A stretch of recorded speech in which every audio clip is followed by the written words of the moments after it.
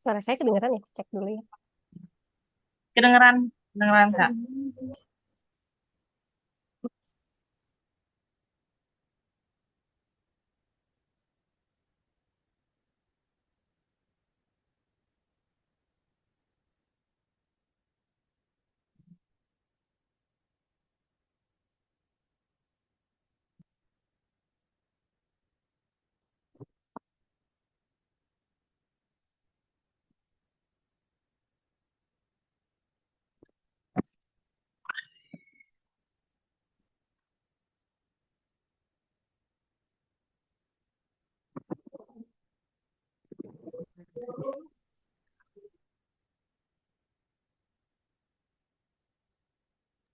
Karini.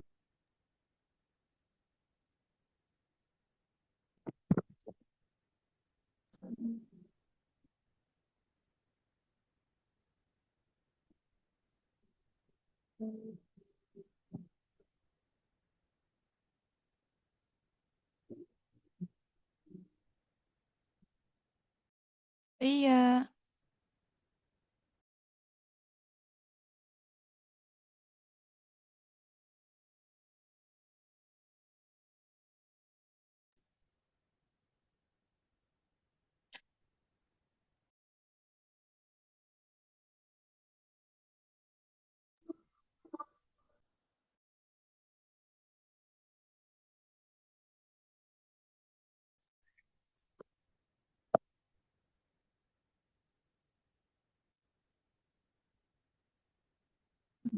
Ayo.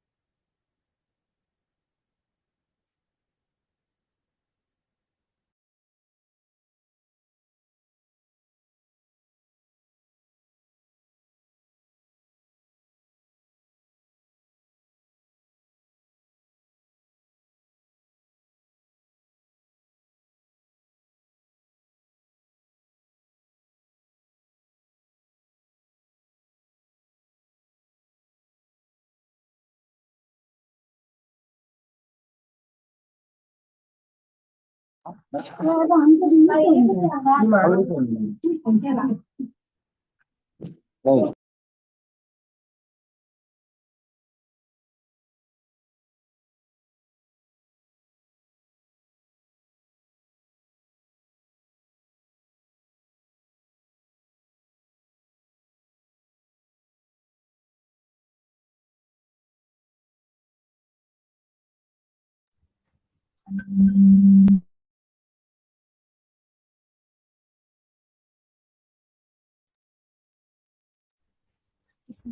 Assalamualaikum warahmatullahi wabarakatuh.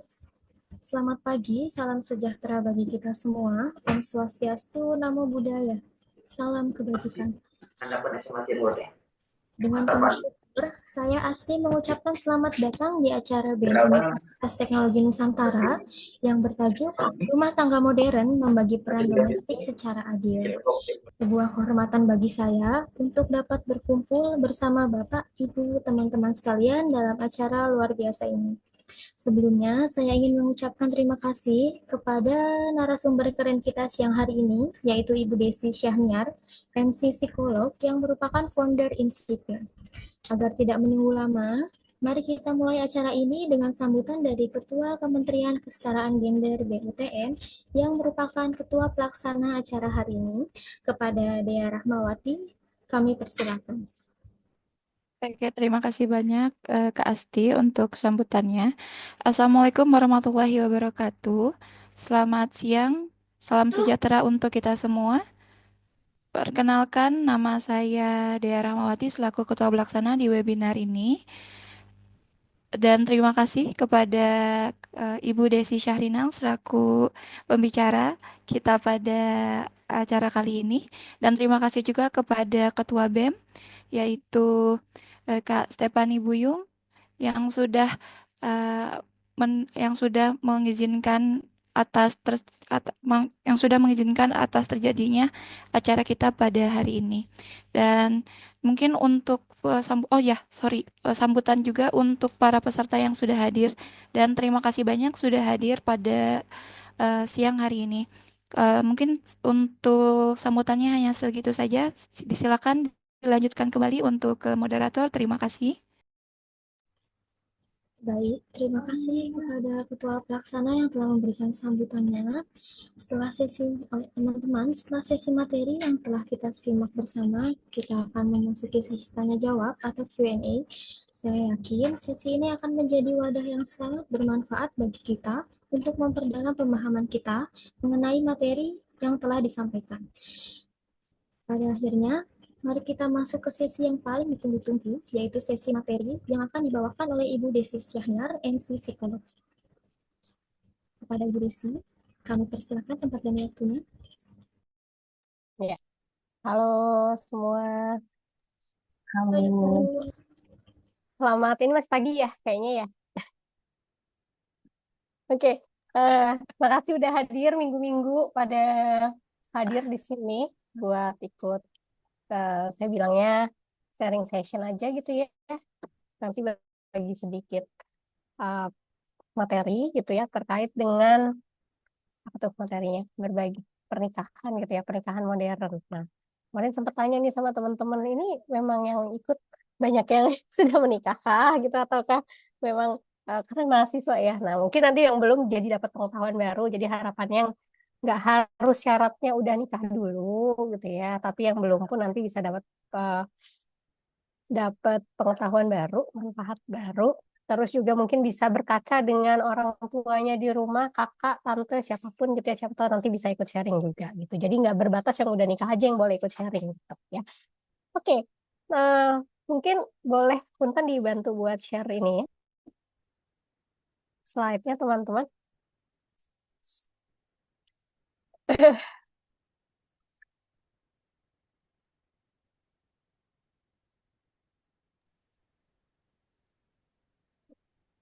Ya, sambil nunggu mungkin nanti selama sesi kalau misalnya nanti ada yang mau tanya, gitu ya, nanti ada sesi tanya jawab. Tapi kalau misalnya nanti ada, saya biasanya suka lebih suka interaktif, jadi nanti jangan ragu buat komen, buat tanya gitu ya di kolom chat. Boleh nggak teman-teman kira-kira kalau misalnya ada yang mau tanya di kolom chat, takutnya nanti belum udah kepikiran, kalau ditunggu di belakang ntar lupa gitu, di drop dulu di kolom chat boleh?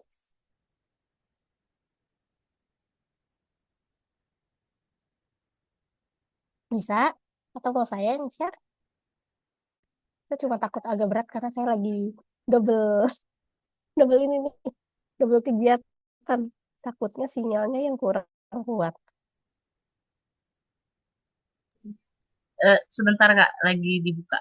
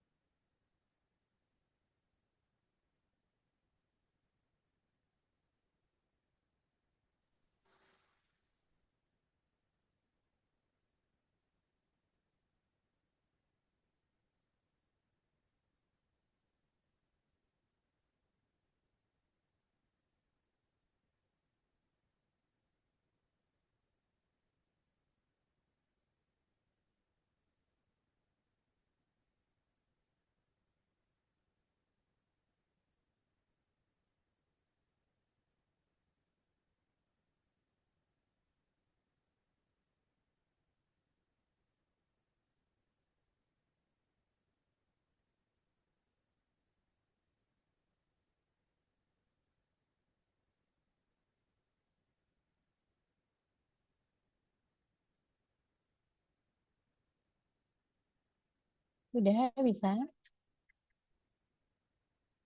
Mau coba share coba.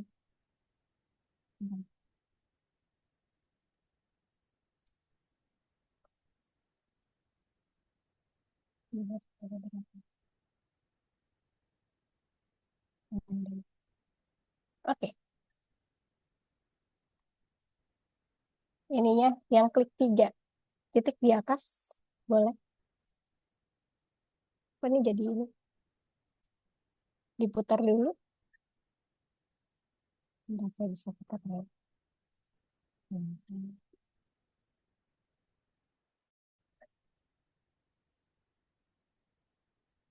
Kita boleh pakai link yang saya share aja, yang public review, yang public view. Boleh di sana. Bisa nggak? Kalau bisa aku aja ini.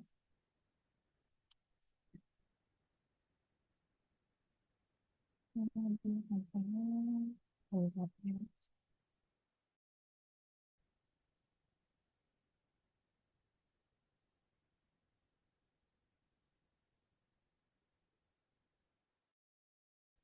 bentar.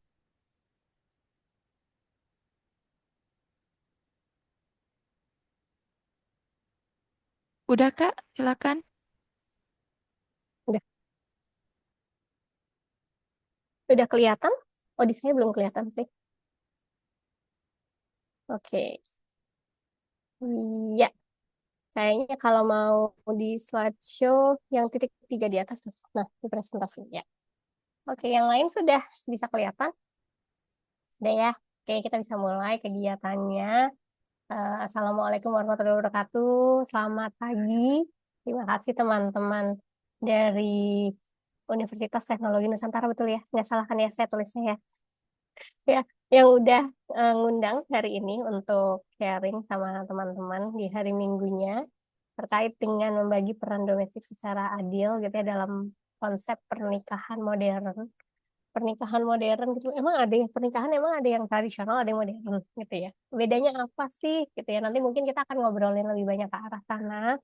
Terus memang pergeserannya tuh seperti apa sih yang terjadi gitu ya. Nah, mungkin bisa diukur masing-masing. Kalau yang tadi belum menikah mungkin bisa lihat ke keluarganya, orang-orang di sekitarnya, teman-teman, dan konsep-konsep mungkin yang pernah lihat di media sosial gitu ya, kan katanya anak-anak generasi-generasi muda nih kan dekat dengan media sosial gitu ya, dengan teknologi nih gitu ya. Jadi artinya beritanya nggak harus saya rasain dulu sendiri. Nah, oke. Boleh punten di next.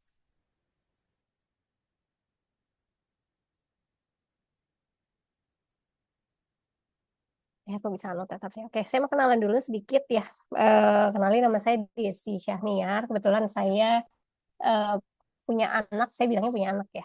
Anaknya itu namanya Incipient Psychology, itu adalah salah satu konsultan yang bergerak di bidang psikologi. Eh, Boleh punten di next lagi gitu. Tapi saya nggak sendiri di Incipient Psychology, ini ada beberapa teman-teman saya. Ini teman-teman psikolog, di balik teman-teman psikolog yang lainnya juga banyak teman-teman lainnya yang non psikologi, bukan non psikologi, sarjana psikologi gitu ya. Ada beberapa tim juga. Nah, boleh kalau mau di follow di Incipient Psychology, mungkin ada yang membutuhkan gitu ya, atau misalnya nanti mau tanya-tanya atau mau dapat pengetahuan lebih banyak tentang aspek yang kaitannya dengan psikologi. Boleh punten di next lagi. Ya, ini saya mau kenalan sedikit. Nah, panggilan saya Desi. Saya udah 14 tahun jadi psikolog. Udah lama apa masih sebentar? Nggak tahu deh. Ya mungkin kayaknya teman-teman sih kayaknya nggak tahu nih yang ngehidupin kamera kan nggak banyak ya. Jadi nggak kelihatan apakah lebih muda atau irisannya. Kayaknya pasti agak lebih muda sih. Soalnya mahasiswa saya juga rata-rata walaupun kelas karyawan juga kayaknya lebih muda ya dibandingkan saya. Saya sehari-hari jadi dosen juga, jadi ketemu juga, tapi di Fakultas Psikologi. Terus juga kebetulan punya konsultan, Incipient Psychology ini. Terus tapi kerja juga di beberapa konsultan dan perusahaan multinational company. Terus banyak deh pokoknya aktivitasnya selama ilmunya tentang psikologi. Nah, kenalannya nggak usah panjang-panjang. Kalau mau connect sama saya, bisa lewat Instagram aja. Saya punya Instagram, lihat aja di Incipient Psychology, nanti pasti ketemu Instagram saya. Oke, yuk kita masuk ke materinya. Oke, materinya sebenarnya sebelum ke sini saya mau tanya dulu. Boleh ya teman-teman ya? Nanti jawabannya boleh ditulis dulu di kolom chat. Kalau kalian nih dengar tentang, kan kita akan ngomongin tentang pernikahan.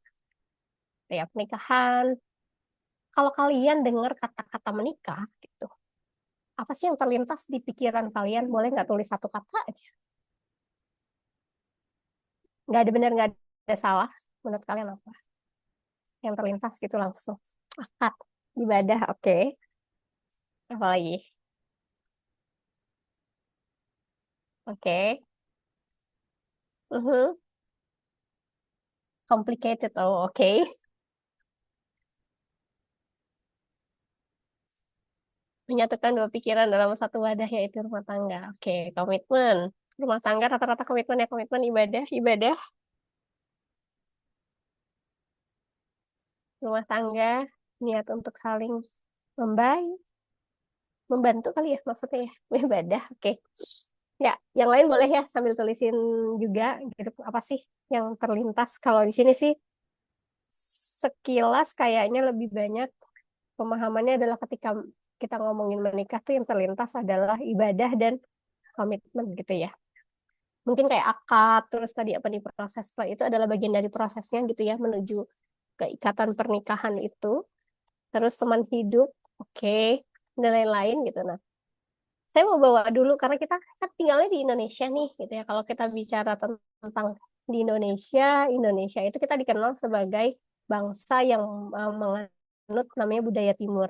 Aware ya dengan itu ya, budaya Timur ya. Beda dengan negara-negara yang menganutnya di budaya Barat nih. Nah, budaya Timur tuh kalau konsep pernikahan sendiri gitu, sebenarnya di budaya Timur atau di budaya kita nih di Indonesia, nikah itu dianggap sebagai eh, institusi yang sakral, ya sakral dan penting. Sakral dalam artinya adalah yang namanya kalau ngomongin nikah, menikah itu nggak cuma kaitannya sama saya dan pasangan gitu ya, dengan teman hidup gitu kan. Foto ini dibilang katanya teman hidup yang menyatukan dua orang, enggak, tapi lingkupnya tuh lebih luas lagi, lebih luas dalam arti adalah satu, kalau nikah katanya kalau kita di budaya Timur itu menikah tidak hanya dua dua individu yang disatukan, tapi juga dua keluarga, ya. Sehingga biasanya tuntutan ketika orang memasuki ke jenjang pernikahan itu pasti biasanya kenalannya adalah antar keluarga harus berkenalan, ya. Dibawa dulu ketemu dengan bukan cuma orang tua inti ya, tapi juga keluarga-keluarga batihnya tuh. Keluarga batih itu keluarga besarnya, ketemu tantenya, neneknya, bulenya, budenya, apalagi tuh. Paman, bibi, om, tante ya, berbeda-beda biasanya penerapannya di konsep budayanya seperti apa ya. Kalau misalnya mungkin yang tinggalnya budayanya di Jawa aja gitu ya, Jawa Tengah, Jawa Timur, Jawa Barat tuh juga punya konsep yang berbeda ya tentang bagaimana menganggap pernikahan itu sendiri gitu. Apalagi yang kalau kita bicaranya Pulau Sumatera, Kalimantan, Papua, Indonesia kan nggak cuma di Pulau Jawa aja ya. Nah, dianggap sakral dan penting karena itu adalah bagian benar banget nih yang disebut sama teman-teman itu ya, banyak bahwa menikah itu adalah bagian dari ibadah gitu ya.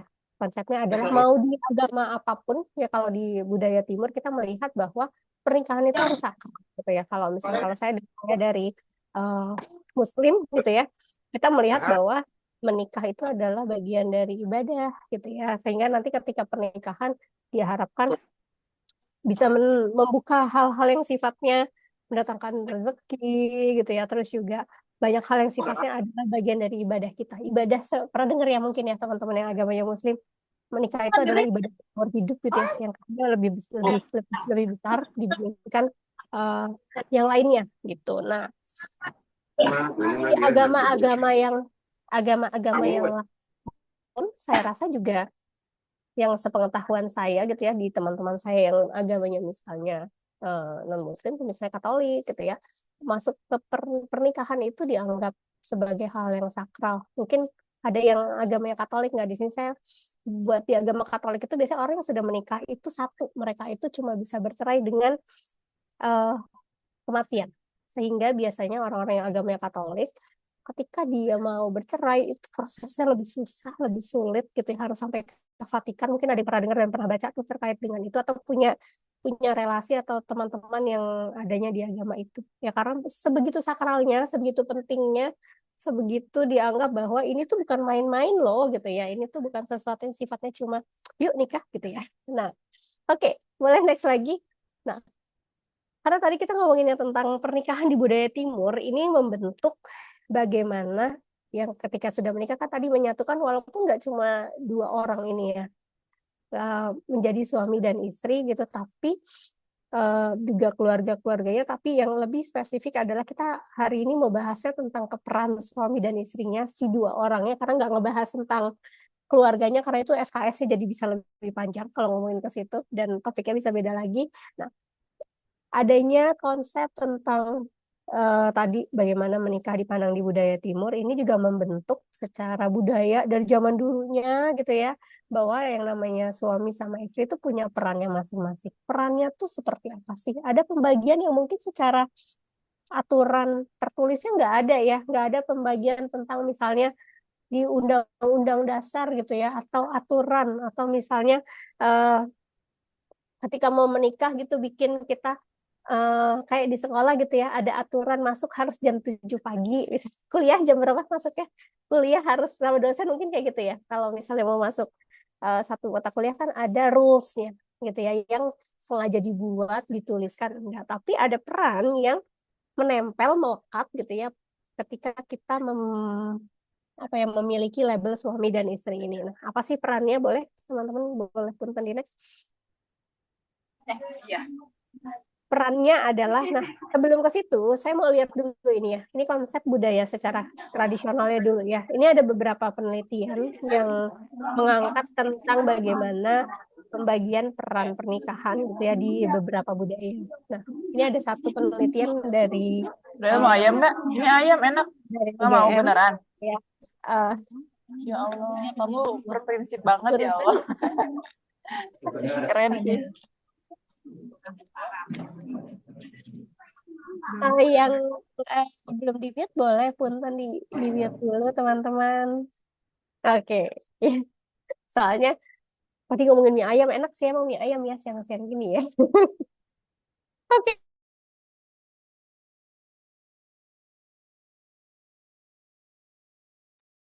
Takutnya jadi pada minta traktir nih teman-teman yang mau mie ayam juga, atau jadi lapar. Nah, jadi ada beberapa penelitiannya banyak banget kalau tentang konsep pernikahan gitu ya. Bagaimana pembagian peran itu dilihat dalam konsep budaya. Kalau ini ada salah satu dari UGM, saya cuma ambil dua bentuk gitu ya, bahwa sebenarnya nggak cuma tradisional pernikahan secara peran tradisional itu nggak cuma di Indonesia, tapi juga di luar pun ada ya pembagiannya gitu ya, yang walaupun budayanya antara timur dan barat berbeda. Kalau di budaya Jawa sendiri gitu ya, pernikahan itu kalau traditionally dianggap bahwa suami itu adalah kepala keluarga perannya, dan istri itu adalah yang mengurus itu ya katanya. Bapak itu adalah, ada yang budaya yang asalnya dari Jawa Tengah juga enggak? Kalau saya kebetulan ibu saya orang Jawa Tengah gitu ya. Jadi ibaratnya tuh kalau pernikahan atau dalam keluarga tuh suami itu adalah kepalanya. Jadi kalau kepala tuh kira-kira selalu ada di depan gitu ya. Nggak pernah ada nggak kepala di belakang? Nggak ada ya. Siapapun kepala tuh harus di depan dan harus diikutin, harus diturutin gitu ya, kan kepalanya jalan duluan. Jadi kemana kepala itu berjalan, leher, badan semuanya kan ngikutin. Itulah gambaran analoginya tuh ya kalau dalam pernikahan di eh, Jawa gitu ya. Terus juga kalau di Cina gitu ya, ini ada juga di salah satu penelitian di Universitas Peking gitu ya. Ini secara tradisional gitu ya, kalau di Cina itu masih patriarki. Ya patriarki itu artinya adalah ya sama peran laki-laki. Ya kalau pernah dengar patriarki atau peran bapak atau ibu sih dominannya gitu ya, di mana yang dilihat adalah laki-laki adalah pemimpinnya. Ya, adanya di depan seperti itu. Nah, boleh di next lagi.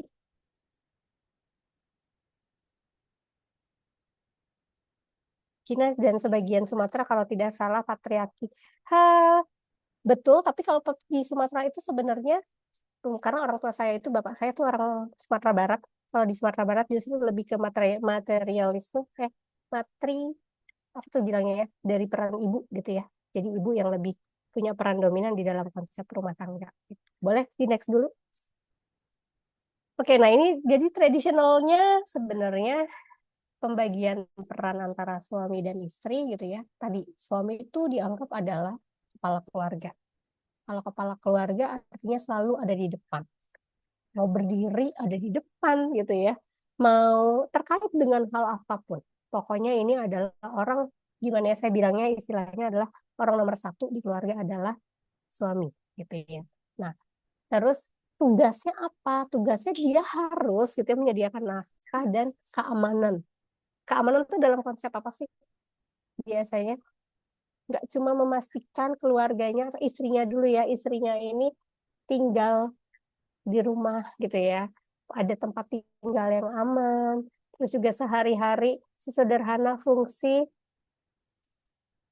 biologisnya gitu ya, makan itu tersedia deh gitu ya, nggak harus dia bingung hari ini makan apa ya gitu. Nah, dan lain-lainnya. Terus juga yang ketiga adalah mengambil keputusan penting. Jadi biasanya kalau di peran tradisional, suami itu adalah semua keputusan ada di tangan suami biasanya.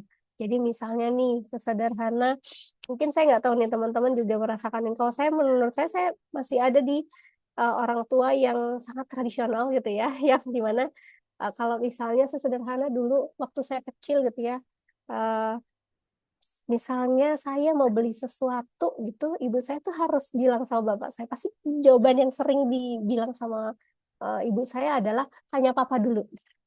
Tanya papa dulu gitu ya. Ataupun kalau misalnya ini nanti mama tanya papa ya gitu ya. Pasti seperti itu gitu ya. Sehingga keputusan itu nggak cuma keputusan tentang beli rumah, beli barang-barang, tapi keputusan terkait dengan anak, apa yang dilakukan itu adalah suami itu yang punya tanggung jawab. Nah, itu tradisionalnya. Terus ada peran istri. Peran istri yang melekat kalau kita lihat dalam konsep tradisional adalah yang pertama mengurus rumah tangga. Mengurus rumah tangga itu apa sih?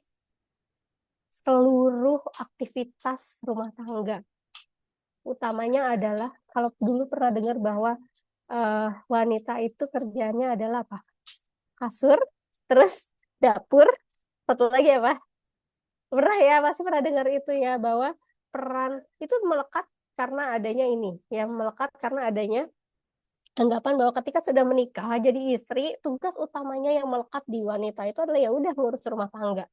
Mengurus rumah tangga itu ya udah mulai dari masak, bersihin rumah, seluruh hal gitu ya yang kaitannya dengan rumah itu adalah tanggung jawab si istri. Nah, terus yang kedua adalah merawat anak-anak. Merawat anak-anak dimulai dari anaknya bangun tidur sampai dia tidur lagi gitu ya.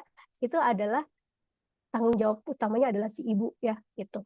Anaknya nangis, anaknya mau makan, anaknya mau kemana pun gitu, itu adalah tanggung jawab si ibu. Nah, yang ketiga adalah peran untuk mendukung suami.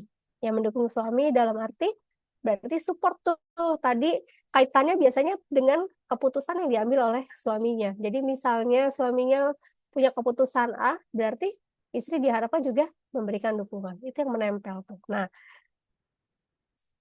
ada pembagian peran gitu ya. Pembagian peran yang juga sudah dilakukan. Kalau teman-teman lihat tadi irisannya udah nyata banget ya gitu ya. Berarti ada kalau suami itu berarti tugasnya cari uang gitu ya, menghidupi, saya bilangnya gitu ya sederhananya. Kalau istri itu ya tugasnya adalah ngurusin gitu. Sehingga kalau kita lihat di konsep tradisional, mungkin lebih bukan lebih cocok ya. Yang lebih sering kita lihat adalah bapak itu kerja gitu ya, benar ya? Bapak itu bekerja, suami itu bekerja, sedangkan istri itu pasti ada di rumah. Konsepnya seperti itu di budaya Timur. Nah, pembagian perannya itu biasanya dilakukan satu berdasarkan kebutuhan keluarganya gitu ya. Keluarganya seperti apa sih gitu ya.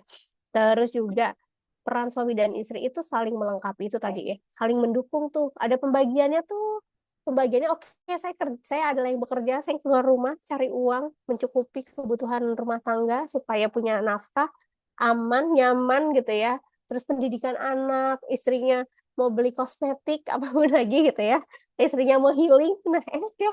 Jadi katanya uang suami adalah milik suami gitu ya. Istri jadi ya udah tinggal tinggal terima aja deh gitu. Nah, terus juga ada yang namanya komunikasi dan kerjasama dalam ya itu dalam pembagian perannya itu juga jadi hal yang penting gitu. Nah, boleh di next lagi. Tapi ini kan perannya tradisional ya, tradisional yang lekat banget sama budaya Timur gitu, baik di eh, kalau kita di Indonesia menganut ada lebih ke ibu atau ke bapak, tapi sebenarnya dua-duanya tuh peran ini kalau dibicara tentang pernikahan di mana-mana tuh sama gitu ya. Di mana-mana budaya tradisionalnya di Indonesia yang namanya pernikahan itu pasti laki-laki yang dituntut lebih bekerja cari nafkah, tapi istri itu adalah yang di rumah ngurusin rumah gitu. Nah, boleh di next.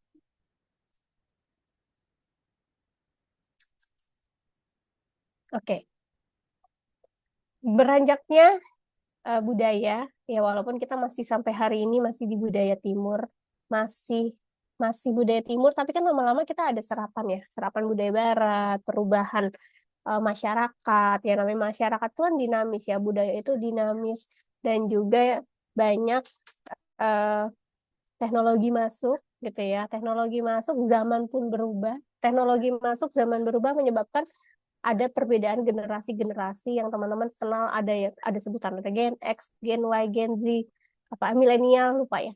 Terus ada Gen Z Alpha, Alpha Beta, sekarang ada Sigma ya. Nah, ini teman-teman yang di sini banyaknya Gen apa nih? Gen Z, kayak Gen Z gak sih ini? Atau masih irisan milenial ke Gen Z? Nah, jadi biasanya itu juga menyebabkan perubahan. Oh, Gen Z, aduh nih. Perubahan di dalam konsep berpikir, memandang sesuatu di dalam seluruh aspek kehidupan. Kalau kita bilang aspek kehidupan tuh nggak cuma menikah, gitu ya. Banyak nih, memandang politik, sosial, ekonomi, bla bla bla. Salah satunya adalah dalam pernikahan. Perubahan generasi ini tuh juga membuat yang namanya kalau sekarang kita kenal ada pernikahan modern. Pernikahan modern itu yang gimana sih? Coba dong, boleh dong yang kalian pahamin ya. Kalau ngomonginnya adalah pernikahan modern, karena ini adalah temanya katanya hari ini, gitu ya. Apa sih yang dipahamin tentang pernikahan modern? Milenial tuh Gen Z, Gen Alpha, adek Gen Alpha, suami istri kerja, oke. Terus apa lagi?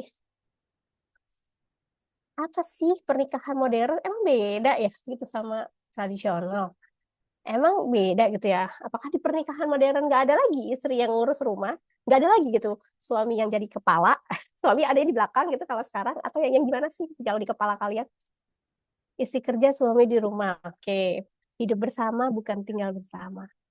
Oke. Ini saya penasaran, boleh sambil nunggu teman-teman jawaban yang lain, Kartika boleh nggak sih open mic? Penasaran saya. Pernikahan modern adalah hidup bersama bukan tinggal bersama. Boleh ini sedikit nggak dielaborasi? Keberatan nggak? Iya, dengan saya. Oh iya ya, boleh nggak Kartika? Saya agak penasaran. Hidup bersama bukan tinggal bersama. Apa tuh? Ya, segala sesuatunya itu diselesaikan bersama, mulai dari yang namanya, kalau tadi kalau ngeliat kehidupan tradisional itu kan lebih ke patriarki ya. Uh, Kalau untuk kehidupan modern mungkin kita bisa melakukan semuanya tuh bersama. Oke, baiklah. Makasih ya Kartika udah sharing. Oke, jadi artinya Bersama. bukan cuma tinggal di satu rumah yang sama gitu ya mungkin ya sederhananya, tapi juga ada pembagian antara peran-peran tuh di dalam rumah itu. Oke, isi kerja, suami di rumah, relationship goal. Wah, ini relationship goalnya eh apa nih relationship goalnya? Terus sama-sama ngurus anak, rumah, saling melengkapi, pembagian tugas yang lebih adil, open mind. Oke, ya. Oke, ini gambarannya. Yang lain boleh ya kalau masih mau tulis ya. Nah, benar banget ada perubahan perubahan yang cukup berbeda gitu ya terkait dengan pernikahan modern gitu ya, bagaimana si dua orang individu nih yang mau masuk dalam pernikahan gitu, suami dan istri itu punya konsep yang berbeda tentang menikah itu. Kalau tadi kita lihat ya, menikah itu kan jelas tuh, clear tuh, suami tuh alurnya adalah cari uang, ya udah suami tuh harus kerja gitu, sedangkan istri itu di rumah jaga anak gitu ya, jalurnya seperti itu. Tapi ketika kita bicara tentang saat ini di pernikahan modern kita di Indonesia, ada nilai-nilai yang cukup bergeser gitu ya. Nilai-nilai yang cukup bergeser adalah tentang kesakralannya nggak bergeser. Tentu aja yang namanya menikah itu kalau di Indonesia masih tuntutan terbesar yang membuat orang mau menikah itu adalah satu, kesakralan ya. Tuntutan tentang itu adalah bagian dari ibadah, terus juga itu adalah tanggung jawab budaya di keluarga gitu ya. Terus juga kita manusia punya salah satu tugas perkembangan manusia, kalau saya ngomonginnya di psikologi, kita itu ada tugas perkembangan di usia dewasa tuh salah satunya adalah apa? menikah dan punya keturunan. Itu adalah tugas perkembangan yang melekat tuh di manusia kalau bicaranya dari aspek psikologis gitu ya. Nah, tapi ada perubahan-perubahan nih pernikahan modern yang disebabkan ya tadi perubahan zaman, perubahan kita memandang lingkungan, perubahan dari aspek ekonomi, sosial, budaya yang menyebabkan mungkin kalau kita bicara tentang pernikahan modern, nggak lagi sekarang itu pasti istri yang kerja, gitu ya. Nggak lagi suami yang kerja, tapi juga bisa istri yang kerja. Malah tadi ini ada yang tulis ya, ada yang istrinya yang kerja, tapi suaminya yang ada di rumah. Ya mungkin kalau dulu nih, kalau dulu ya, utamanya kalau saya bilang yang tinggalnya masih di perkampungan gitu ya, di perdesaan ya. Saya kebetulan tinggalnya masih di daerah perdesaan, jadi eh, ketika misalnya itu terjadi gitu ya, ada istrinya yang kerja, suaminya di rumah, apa coba yang terjadi kira-kira? Kalian mungkin juga pernah ya ngadepin itu ya, pasti ada omongan-omongan tetangga gitu ya yang membuat misalnya isu-isu kenapa sih kok istrinya yang kerja suaminya di rumah gitu. Tapi kalau sekarang mungkin itu juga bisa jadi sudah mulai lumrah, utamanya kalau itu adanya di perkotaan, walaupun tetap ya masih ada, kalau masih di yang saya lihat kalau masih di daerah yang cukup memegang nilai budaya tradisional cukup kuat, itu masih cukup susah diterima ya ketika misalnya hal itu terjadi tuh, istrinya yang kerja sedangkan suaminya di rumah beres-beres rumah, ngurus anak gitu ya, tetap aja masih ada tuntutan sosial tuh di sekitarnya. Oke, boleh di next. Ini ada beberapa penelitiannya juga yang sudah dilakukan terkait dengan benar memangnya ada ya gitu ya, yang namanya perubahan tentang pernikahan yang sifatnya lebih lebih modern gitu ya. Nah, kalau yang lebih modern ini gini, ini ada penelitian dari di Universitas Indonesia gitu ya, terkait dengan pembagian peran dalam pernikahan modern di Indonesia. Studi kasusnya di Jakarta nih. Jakarta kan di kota metropolitan itu, kota yang sudah beragam banget. Dan kalau saya jujur saya ngelihatnya di Indonesia itu yang memang benar-benar sudah mengarah ke tentang bisa nganggap konsep pernikahan itu di modern gitu ya. Hampir dominan itu terjadi memang di Jakarta. Karena di Jakarta itu kan multicultural sekali gitu ya. Budaya banyak, orang-orangnya banyak gitu. Dan kalau misalnya kita bilang apakah enggak di Depok, Bekasi gitu ya, Jabodetabek dan sekitarnya gitu ya. Eh, Kalau di wilayah-wilayah kayak Bekasi, Depok, Bogor gitu ya, kita masih ketemu orang masyarakat-masyarakat masih ada perkampungan, masih ada kalau perkampungan tuh masih ada masyarakat-masyarakat asli gitu ya yang memegang budaya ya tadi konsep-konsep yang sifatnya masih tradisional. Nah, hasilnya apa yang didapatkan gitu ya? Ini katanya kalau pembagian peran dalam pernikahan modern di Indonesia masih sangat dipengaruhi oleh nilai-nilai tradisional, tapi nilai tradisionalnya masih ada nih ternyata gitu ya, tentang bagaimana sakralnya, tentang bagaimana menghormati suami gitu ya, bagaimana tadi suami dipandang sebagai kepala keluarga dengan 3 peran utamanya itu tadi, tapi ada perubahan dalam peran suami dan istri. Nah, perannya apa nanti nextnya kita akan bahas itu. Nah, terus ada satu lagi penelitian di University Malaysia. Di sini ada, kalau di Malaysia ada nggak sih perubahan gitu ya, yang globally-nya? Di Malaysia sendiri yang kalau kita lihat budayanya Malaysia kan cukup budaya timur juga gitu ya. Budaya timur yang cukup melibatkan aspek agama gitu ya, spiritual gitu ya di dalam kesehariannya. Walaupun kalau misalnya teman-teman pernah lihat di Malaysia pun juga nggak cuma satu budaya kok, dia juga banyak masyarakatnya dan banyak agama. Walaupun misalnya dominannya kayak di Indonesia, dominannya masyarakatnya Muslim, tapi budaya-budaya lainnya pun juga ada di sana. Nah, peran suami dan istri dalam pernikahan modern di Malaysia ini masih sangat tradisional, tapi ada perubahannya yaitu yang terjadi adalah peran istri dalam pengambilan keputusan. Jadi ada mungkin kalau dulu kita lihat tadi ya, ngambil keputusan tuh harus suami. Istri itu nggak boleh, keputusan tertinggi adalah di tangan suami. Nah, ini ada perubahan bahwa dalam aspek keputusan itu, si istri ini sekarang bisa loh mengambil keputusan untuk hal-hal tertentu yang memang sudah dibicarakan di dalam rumah tangga itu. Oke. Boleh di next? Sehingga kalau kita misalnya rumusin gitu ya, pernikahan modern di Indonesia itu mengalami perubahan dalam pembagian peran antara suami dan istrinya. Boleh next lagi?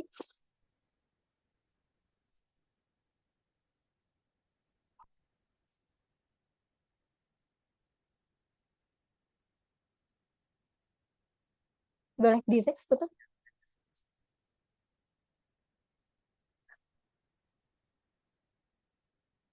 Nah, pembagian peran dalam rumah tangga itu, tadi kan yang berubah katanya pembagian perannya. Pembagian perannya apa sih? Nah, ini pembagian peran kalau di keluarga modern, pernikahan modern itu lebih terhadap kebutuhan keluarganya. Kebutuhan keluarganya seperti apa? Kalau kita bicara kebutuhan keluarga tuh terkait dengan apa sih? Apakah cuma ekonomi? Enggak ya. Kebutuhan tuh kalau di dalam ilmu psikologi kita kenal ada namanya piramida kebutuhan manusia. Itu kalau pernah dengar gitu ya. Ada yang namanya kebutuhan paling utama adalah kebutuhan biologi, safety gitu ya, sampai akhirnya nanti di paling atas adalah kebutuhan untuk aktualisasi diri gitu. Nah, itu juga terjadi tuh perubahan pembagian perannya. Nah, peran suami dan istri itu saling melengkapi. Melengkapi dalam arti adalah jadi dirumusin kalau di rumah tuh butuhnya apa sih? Kalau misalnya kita nikah tuh apa sih tugas-tugasnya gitu ya. Nah, itu saling melengkapi. Jadi kalau tadi dibilang bahwa misalnya mengurus anak tuh bukan lagi jadi tanggung jawab ibu paling utama ya. Tapi bisa jadi misalnya ibunya lagi anaknya nangis gitu ya. Mau ganti popok deh, sesederhana saya bilang gitu. Itu biasanya kalau zaman dulu gitu ya. Biasanya misalnya anaknya nangis mau ganti popok, bapaknya, suaminya ini langsung teriak, Bu, itu anaknya nangis mau ganti popok, coba Bu diganti gitu ya. Kalau sekarang enggak ya, terjadi bahwa ya udah suaminya aja yang ganti gitu karena istrinya lagi dilihat, oh istrinya lagi masak, oh istrinya lagi mandi, oh istrinya lagi melakukan hal lainnya sehingga si suami pun juga bisa melakukan itu. Tadi komunikasi dan kerjasama juga penting dalam pembagian peran. Oke, boleh di next. Peran suami nih, kalau di modern katanya peran suami jadi satu, jadi pendamping dan partner. Jadi nggak cuma jadi kepala, tapi jadi pendamping dan partner. Kalau pendamping tuh adanya di mana? Di depan apa di samping apa di belakang? Samping. Di samping, betul. Perubahannya ada di situ. Posisinya yang tadinya, kalau tadi kalau teman-teman lihat bahwa yang namanya suami itu kepala. Kepala kan di depan, nggak pernah salah, nggak pernah di belakang, nggak pernah dia berubah kepalanya. Tiba-tiba saya bosan, kepala saya taruh kiri gitu ya. Bosan lah besok kepala saya mau saya taruh di sebelah kanan, nggak bisa. Nah, tapi ketika masuk ke dalam pernikahan modern, suami itu tidak dilihat hanya sebagai kepala, tapi dia menjadi pendamping dan partner. Labelnya menjadi seperti itu. Artinya kalau pendamping dan partner itu selalu ada di samping, ya, di samping yang mau samping kanan mau samping kiri tetap samping ya. Yang artinya adalah bisa bisa adanya kalau kita bicara tentang mendampingi dan menjadi partner kan berarti ada kesetaraan ya. Dirinya sama nih, jalannya bareng ya, berdirinya di garis yang sama gitu. Kalau yang satu maju, kalau misalnya berdampingan, dirinya samping-sampingan, berarti yang satu pun juga ikut maju. Itu adalah perbedaannya. Nah, terus yang kedua adalah membantu dalam pengambilan keputusan. Tidak lagi menjadi pengambil keputusan utama, tapi membantu dalam pengambilan keputusan. Artinya apa? Kalau di dalam pernikahan modern berarti yang namanya ngambil keputusan itu bisa ada di tangan suami, tapi bisa juga ada keputusan yang istri ini bisa ambil gitu ya. Sesederhana gini, ketika kita menikah, kita itu kan memang individu yang menjadi satu nih. Tapi sebenarnya individunya masih ada nggak? Ada nggak hal-hal yang sifatnya kebutuhannya individu aja deh, kebutuhan si istri aja deh. Sesederhana kebutuhan istri apa ya? Saya mau beli baju baru gitu ya. Saya mau beli kosmetik. Apakah itu saya harus tanya dulu sama suami saya enggak ya? Kira-kira kalau suami saya nggak ngizinin, saya nggak beli baju baru gitu. Nah, kalau di pernikahan tradisional bisa seperti itu. Tapi kalau sekarang di pernikahan modern, karena tadi dipandangnya sebagai pendamping, ketika saya merasa bahwa beli baju itu kan urusan saya, saya yang kesukaan saya gitu ya, hal yang saya sukai, saya mau pakai. Tapi saya bisa minta suami saya untuk membantu nih, ya membantu ngambil keputusan itu. Sederhana katanya kalau para istri nih, ya para istri, para wanita biasanya apa sih? Tanya ke pasangannya, menurut kamu yang bagus yang mana, gitu ya? Iya, ya izin gitu ya. Aku mau beli baju baru ya. Menurut kamu yang bagus yang mana? Sesederhana itu. Itu adalah proses membantu, ya. Karena kadang-kadang kan katanya wanita tuh galau ya. Kalau lihat tuh kayaknya semuanya bagus, semuanya mau dibeli gitu sehingga karena laki-laki itu lebih dominan dipengaruhi oleh logika gitu ya, sehingga proses pengambilan keputusannya biasanya lebih cepat gitu. Nah, terus juga berkontribusi pada pengasuhan anak. Jadi peran suami kalau tadi bilang mengasuh anak di tradisional adalah tanggung jawab istri. Tapi kalau di secara modern, suami itu juga berkontribusi terhadap pengasuhan anak. Sesederhana kalau dulu gitu ya, suami itu kan di dalam pengasuhan anak kontribusinya apa sih? Biasanya apa? Menanamkan aturan, terus juga bayar sekolah anak gitu ya. Tapi kalau di pernikahan modern, suami itu sekarang juga yang mengurus anak, dimulai tadi menggendong anak, gantiin popok gitu ya, begadang bahkan gitu ya. Begadang tuh nggak cuma istri gitu ya, bisa gantian. Ya utamanya kalau yang masih punya anak-anak bayi gitu, anak-anak bayi yang malam-malam bangun. Kalau dulu mungkin ya udah istrinya nih yang bertugas, saya aja deh yang jagain anak saya gitu, yang nyusuin emang saya gitu. Tapi kan setelah misalnya habis susuin anaknya tapi belum mau tidur gitu ya, istrinya bisa tidur, misalnya suaminya gantian, udah saya aja yang jagain sampai si anak ini tidur atau bikin si anaknya tidur. Itu yang disebut dalam berkontribusi dalam pengasuhan anak ya. Terus misalnya anaknya mau main, anaknya eh, mau kemana gitu ya, nggak jadi tanggung jawab harus si ibunya, atau memasak untuk anak pun juga bisa jadi suaminya gitu yang melakukan gitu. Nah, terus ada peran istri. Peran istri apa perubahannya? Peran istri yang tadinya jadi ekor, jadi di belakangnya si kepala gitu ya, ada jadinya pendamping, jadinya partner. Artinya tadi ada kesetaraan, terus juga membantu dalam pengambilan keputusan dan kontribusi dalam pengasuhan anak. Ya, ini jadi ada perannya tuh sama sebenarnya bentuknya antara suami dan istri. Oke, boleh next?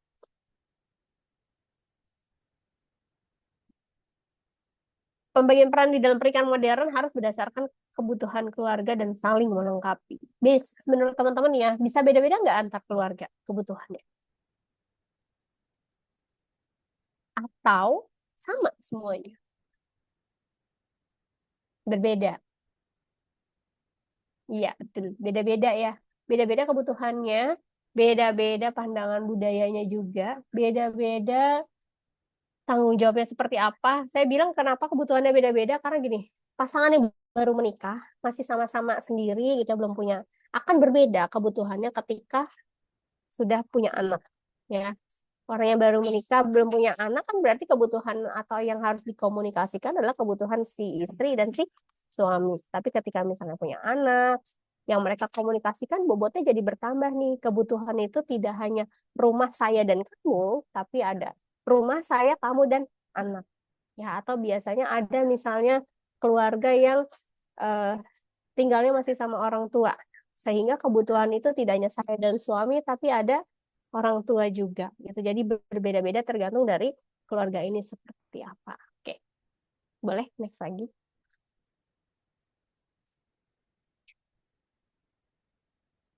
Tantangannya apa?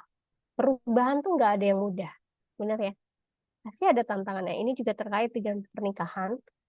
Pernikahan yang modern, kalau ada nggak yang pernah ngobrol sama orang tua deh?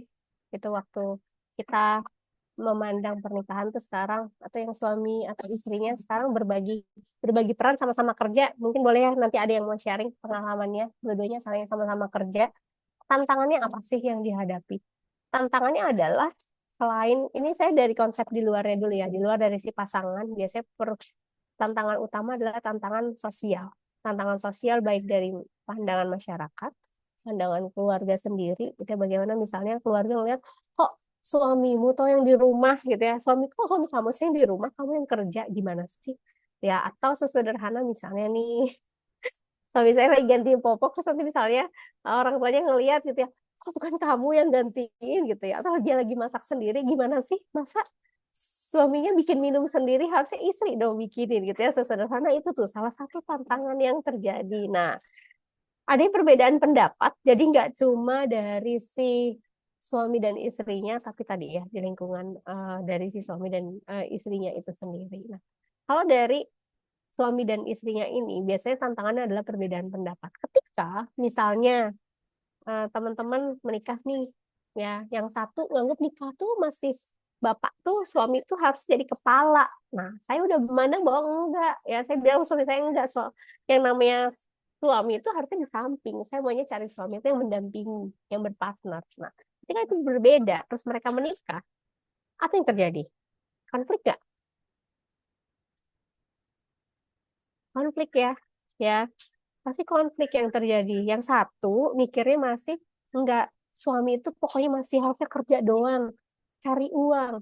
Sedangkan istrinya berharap suaminya ini bantuin saya ngepel, nyuci, nyetrika gitu ya. Nah, tapi itu nggak pernah dikomunikasikan, sehingga biasanya terjadi konflik. Nah, PR-nya di mana? PR yang terjadi adalah kalau saya ketemu di berbagai, misalnya konseling gitu ya, konseling pernikahan, atau misalnya pasangan-pasangan yang berkonflik, itu salah satunya adalah penyebabnya itu.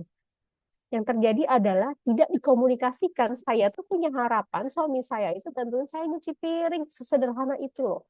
Ya, sedangkan suaminya ternyata punya anggapan bahwa enggak, suami itu ya cuma cari uang. Sampai di rumah udah disediain makanan sama istrinya, semua-semuanya. Bahkan ketika saya udah selesai makan, ya udah taruh aja. Karena itu adalah bagian dari pekerjaan rumah yang jadi bagian dari istri. Nah, sehingga PR-nya adalah sebenarnya dikomunikasikan itu tidak hanya ketika kita udah menikah. Tapi, ini teman-teman yang misalnya belum menikah, terus mau menikah ya, penting untuk melihat sekarang ketika teman-teman mau mutusin nih, oke, he's the one, she's the one gitu ya. Ini nih yang mau saya nikahin orangnya. Kalian harus melihat konsep pernikahan buat dia itu nilainya masih di tradisional kah atau dia sudah di modern. Jangan sampai pasangan saya ternyata masih sangat tradisional sekali mandang pernikahan gitu ya. Jadi preventifnya itu. Nah, terus adanya keterbatasan waktu tuh juga jadi tantangan. Keterbatasan waktu biasanya dihadapi, seringnya ini terjadi ketika pembagian peran itu kalau dua-duanya, baik si suami dan istri ini bekerja. Yang sering saya temuin adalah yang seperti itu. Kalau dua-duanya bekerja artinya apa?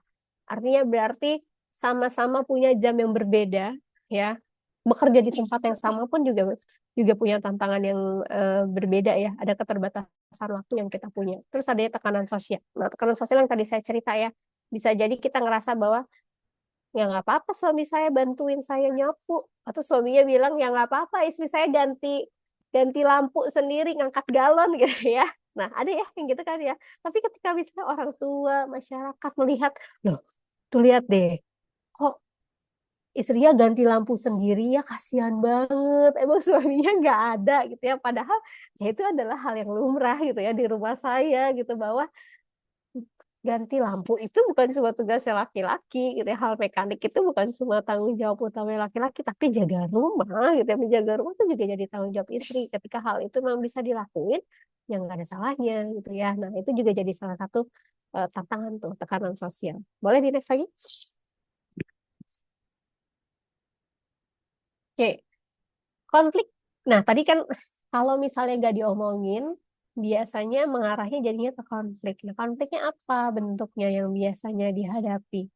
Satu adalah pembagian tugas, ya. Pembagian tugasnya gimana nih, gitu ya?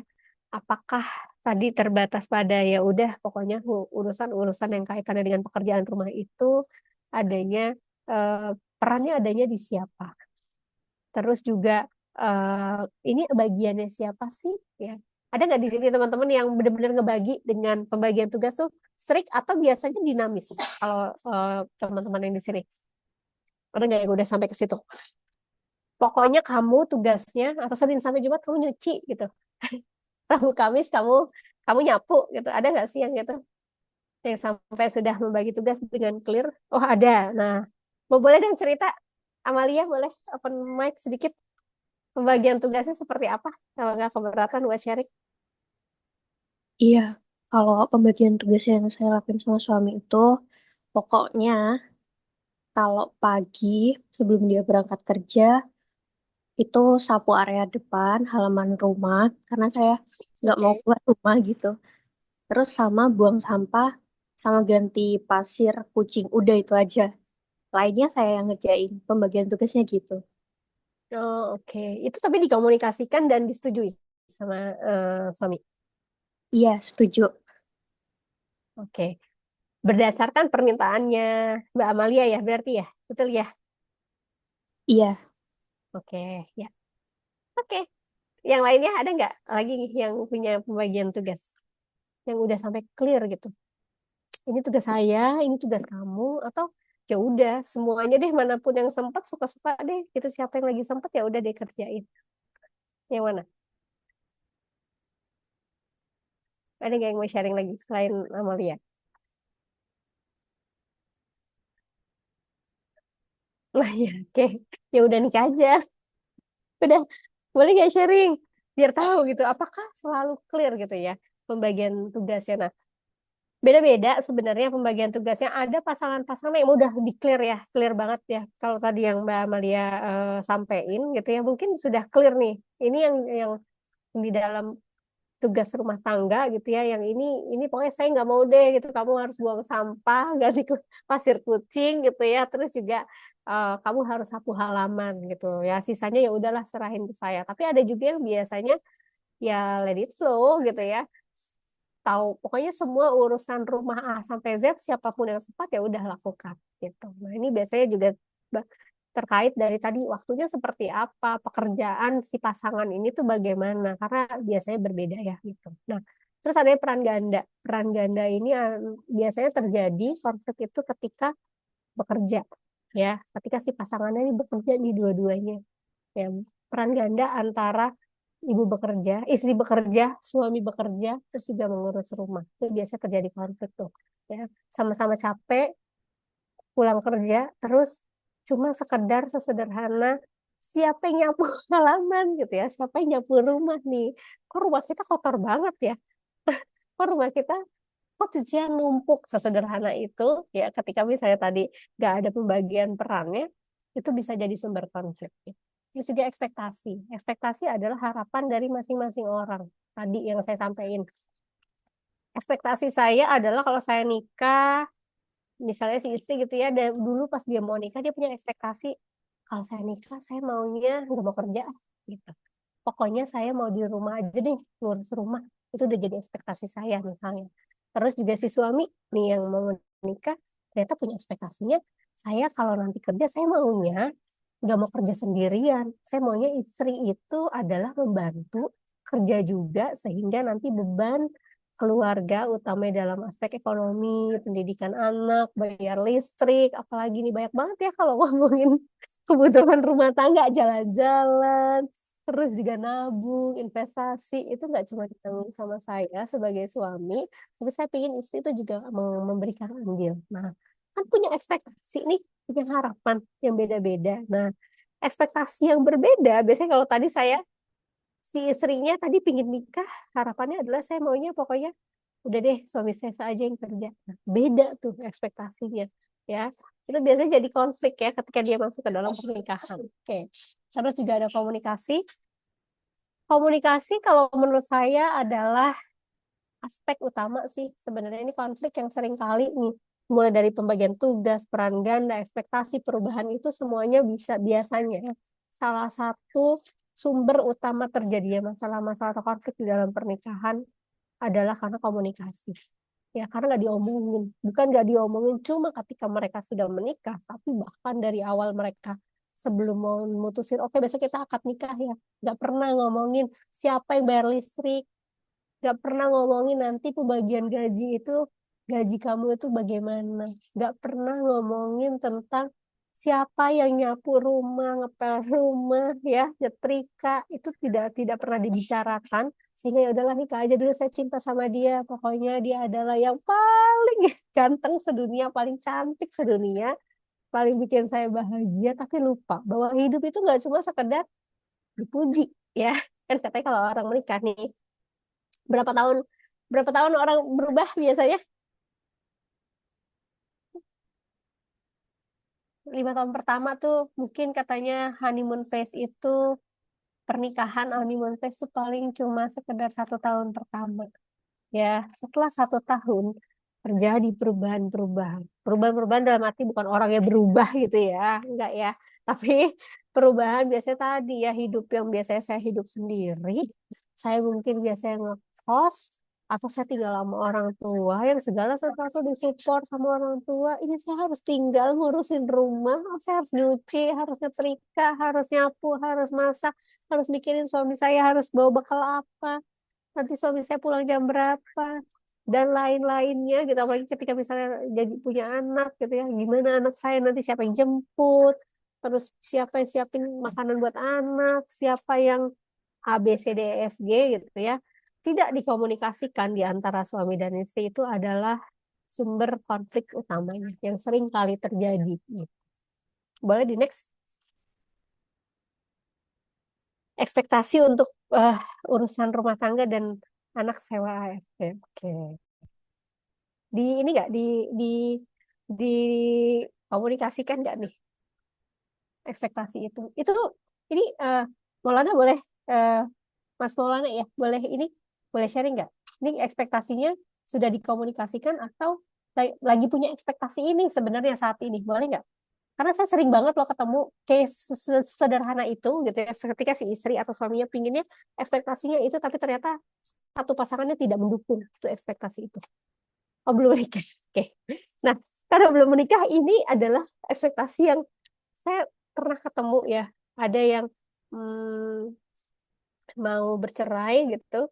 Terus pas dirunut-runut, saya nggak cerita panjang lebarnya, tapi dirunut-runut ternyata awalnya adalah ekspektasi tentang si istrinya pingin sewa asisten rumah tangga ART, tapi suaminya ngerasa enggak lah, kamu kan nggak kerja, kamu bisa ngurus anak sendiri, masa saya harus keluarin kos tambahan buat ngurus anak gitu ya.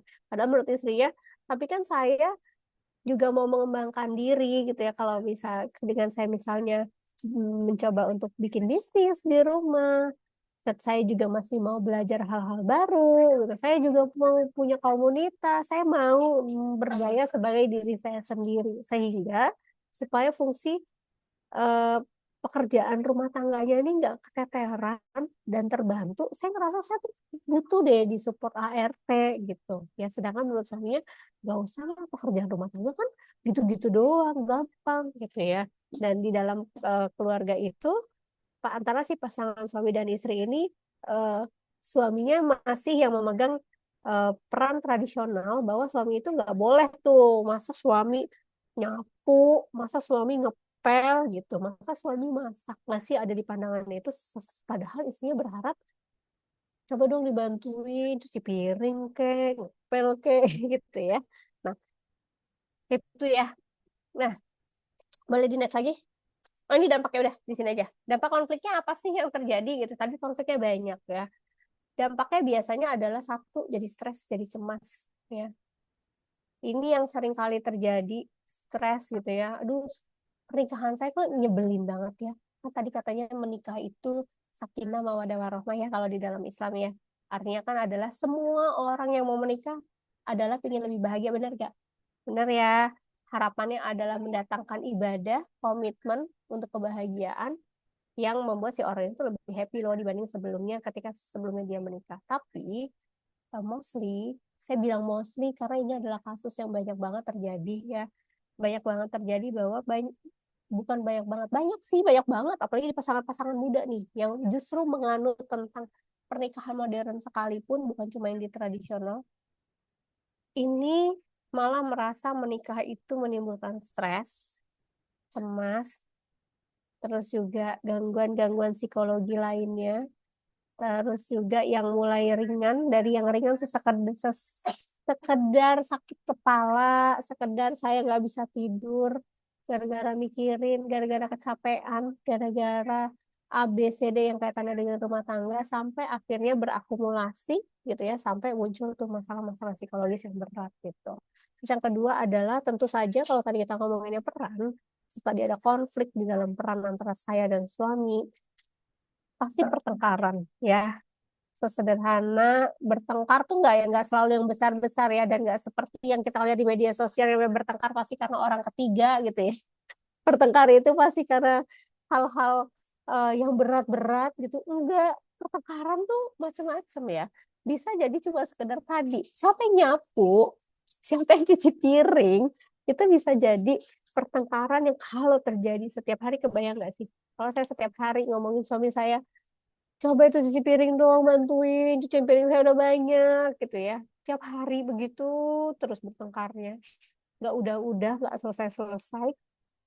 Itu bisa jadi bola api kalau saya bilangnya. Ya lingkaran yang kalau kita bilang sederhana banget sih.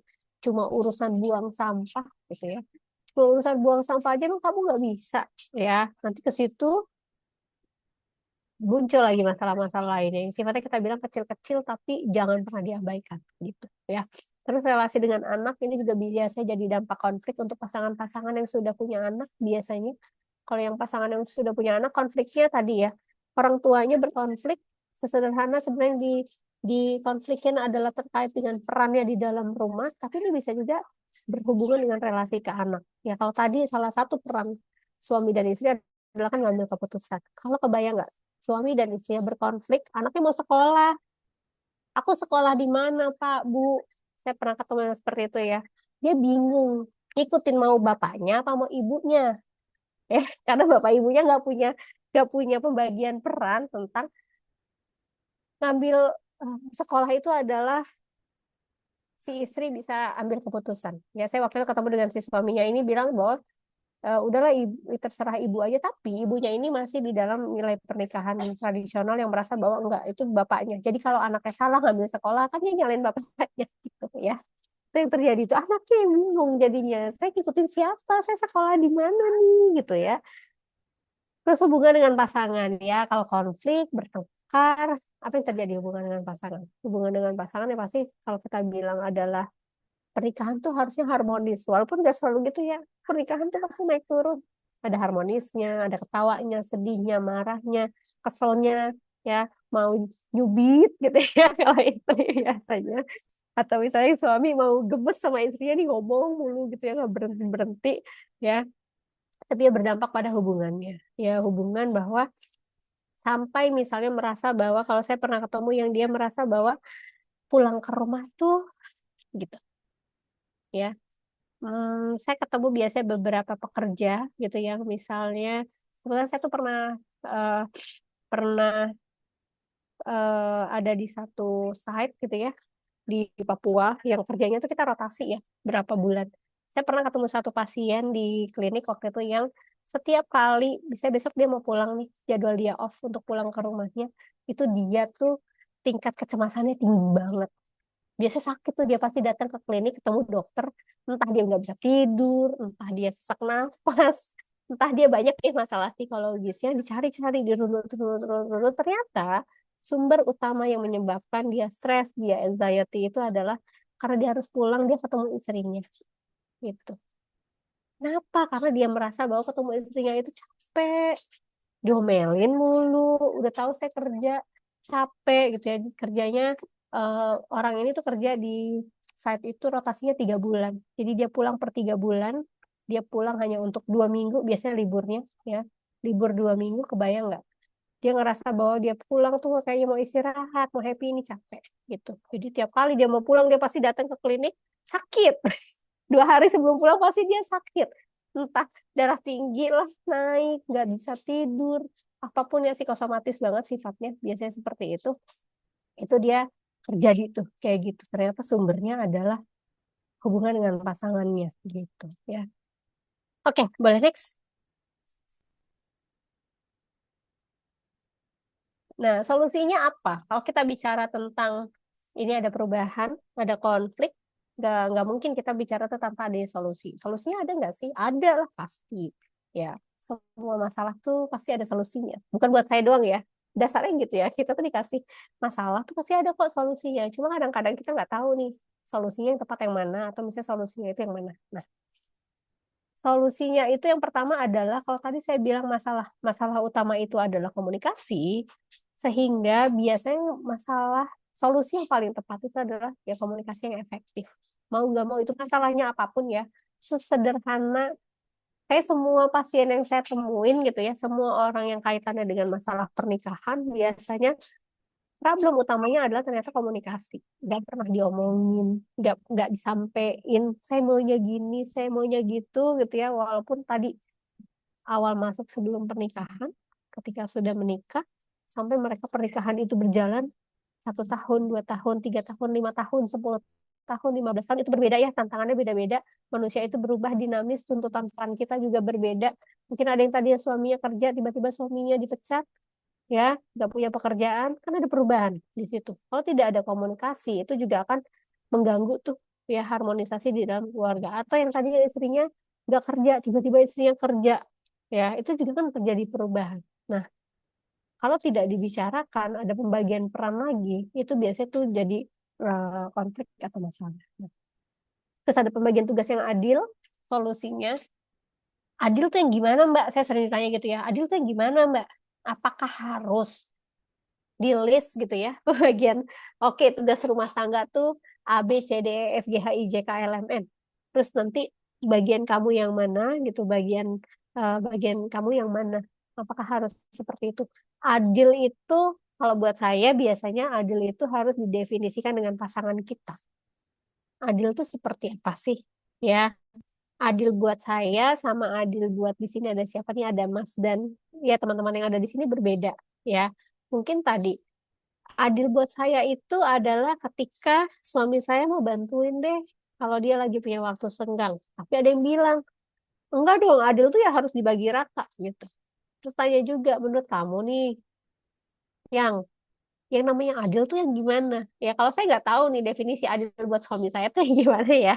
Itu jadi hal yang menyulitkan pastinya. Jadi harus ada pembagian tugas yang adil, tapi definisiin dulu adilnya tuh gimana. Nanti setelah itu baru dibagi. Gitu. Kalau tadi contohnya, saya pakai contohnya Mbak Amalia ya. Tadi kan ya, ada pembagiannya nih, kamu tugasnya A, B, C, D. Dan itu sudah dikomunikasikan dan itu sudah jadi kesepakatan ya. Sehingga ketika misalnya suaminya hanya melakukan 3 tugas itu di dalam merawat rumah, ya udah gitu Mbak Amalia akan merasa bahwa ya udah itu adil karena itu udah tugas kamu memang untuknya seperti itu. Nah, terus menghargai peran masing-masing. Ini juga jadi hal yang penting. Jangan pernah nganggap bahwa kamu mah enak kerja doang. Nah, itu biasanya kita nih istri, ya kalau istri biasanya suka ngomong gitu. Kamu enak kerja doang, nggak tahu apa ngurusin rumah tuh capek, ngurusin anak tuh capek, nyuci ngepel tuh capek. Nah, begitu juga sebaliknya. Suami juga tidak bisa menganggap bahwa urusan rumah tuh mudah. Kamu kan di rumah doang, nyuci, ngepel gitu ya. Cuma gampang.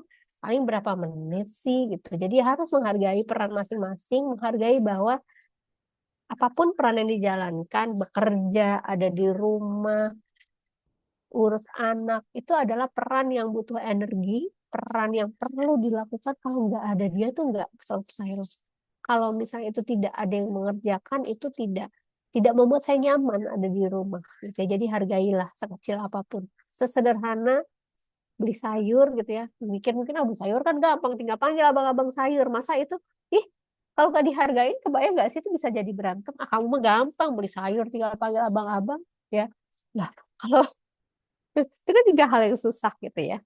Terus cari solusi bersama. Ini juga jadi bentuk yang harus dilakukan. Solusi itu nggak datang cuma dari satu pihak. Kan tadi menikah tuh 2 pihak ya, suami dan istri. Kalau misalnya ada masalah, idealnya, yang idealnya itu adalah cari solusinya ya bersama. Seringkali saya ketemu yang rumah tangga yang berkonflik dan susah untuk mencari penyelesaian itu adalah ketika solusi itu cuma ada di satu pihak. Gak cuma dibilang di suami ya, tapi juga ada di istri. Karena ada yang misalnya dia udah pernikahan modern nih. Pernikahan modern itu tadi ya, setara, dirinya berdampingan. Ini dampaknya juga kadang-kadang ketika istrinya lebih dominan, ya, ini juga bisa jadi penyebab loh, penyebab masalah ketika misalnya ngambil solusi itu suaminya pengennya A, istrinya B, nggak mau ngalah. Ya, jadi artinya sadarlah bahwa rumah tangga itu adalah barengan nih. Ketika mereka memang menerapkan kita ini setara, kita ini mau menerapin pernikahan modern, maka dua-duanya juga harus menurunkan egonya. Kalau ada masalah ya cari bersama. Tengah-tengahnya di mana? Win-win solutionnya apa? Gitu. Boleh di next?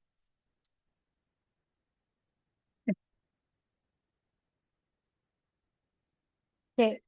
Ada yang namanya strategi manajemen. Nah, ini yang sering kali diterapkan. Kalau kami di psikologi itu biasanya pasti ada. Kalau saya tuh basicnya adalah behavioral kognitif. Jadi kalau ketemu pasien biasanya lebih banyak tuh konsepnya perubahan tentang perilaku gitu. Apalagi kalau misalnya masalah-masalah rumah tangga tuh biasanya pasti terkait dengan perilakunya gitu ya. Itu akan lebih mudah untuk terukur dan kita untuk lihat perubahannya.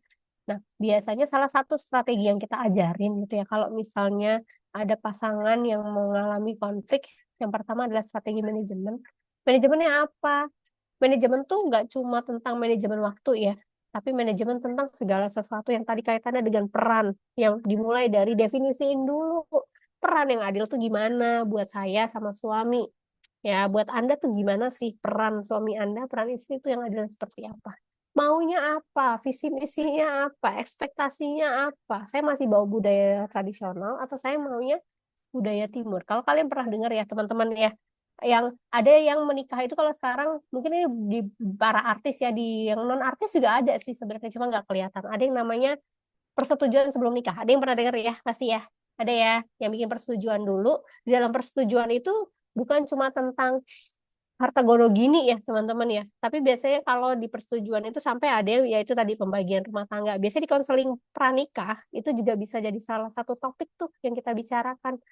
Nanti pernikahannya seperti apa sih? Harapan kamu apa? Pembagian tugas bagaimana? Kamu tuh punya nilai-nilai apa? Itu yang biasanya tuh di dalam konseling pranikah dipertemukan gitu. Nah, bikin jadwal itu salah satunya ya. Jadi harus duduk bareng. PR-nya itu duduk bareng, nggak bisa tadi. Ah ya udah saya bikinin jadwal buat suami saya. Saya tahu lah jadwal suami saya tuh kerja berapa jam. Kan tuh menurut.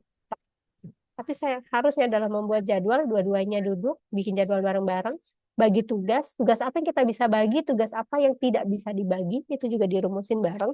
Terus mengatur keuangan ini juga penting buat dibicarakan, apalagi kalau di pernikahan modern. Kenapa?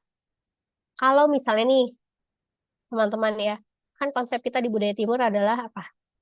Uang suami adalah uang suami, uang suami adalah uang istri adalah uang istri. Nah, kalau misalnya mau menerapkan pernikahan modern tapi masih dengan pengaturan uang seperti itu, saya ketemu beberapa konflik munculnya dari situ, ya. Jadi menerapkan bahwa pernikahan kita modern ya, berbagi nih. Oke, artinya kita support sama-sama, berbagi peran, berbagi ini. Tapi saya masih ngerasa, "Oh, nggak mau gaji saya buat saya aja, gaji kamu aja yang buat ngurusin rumah."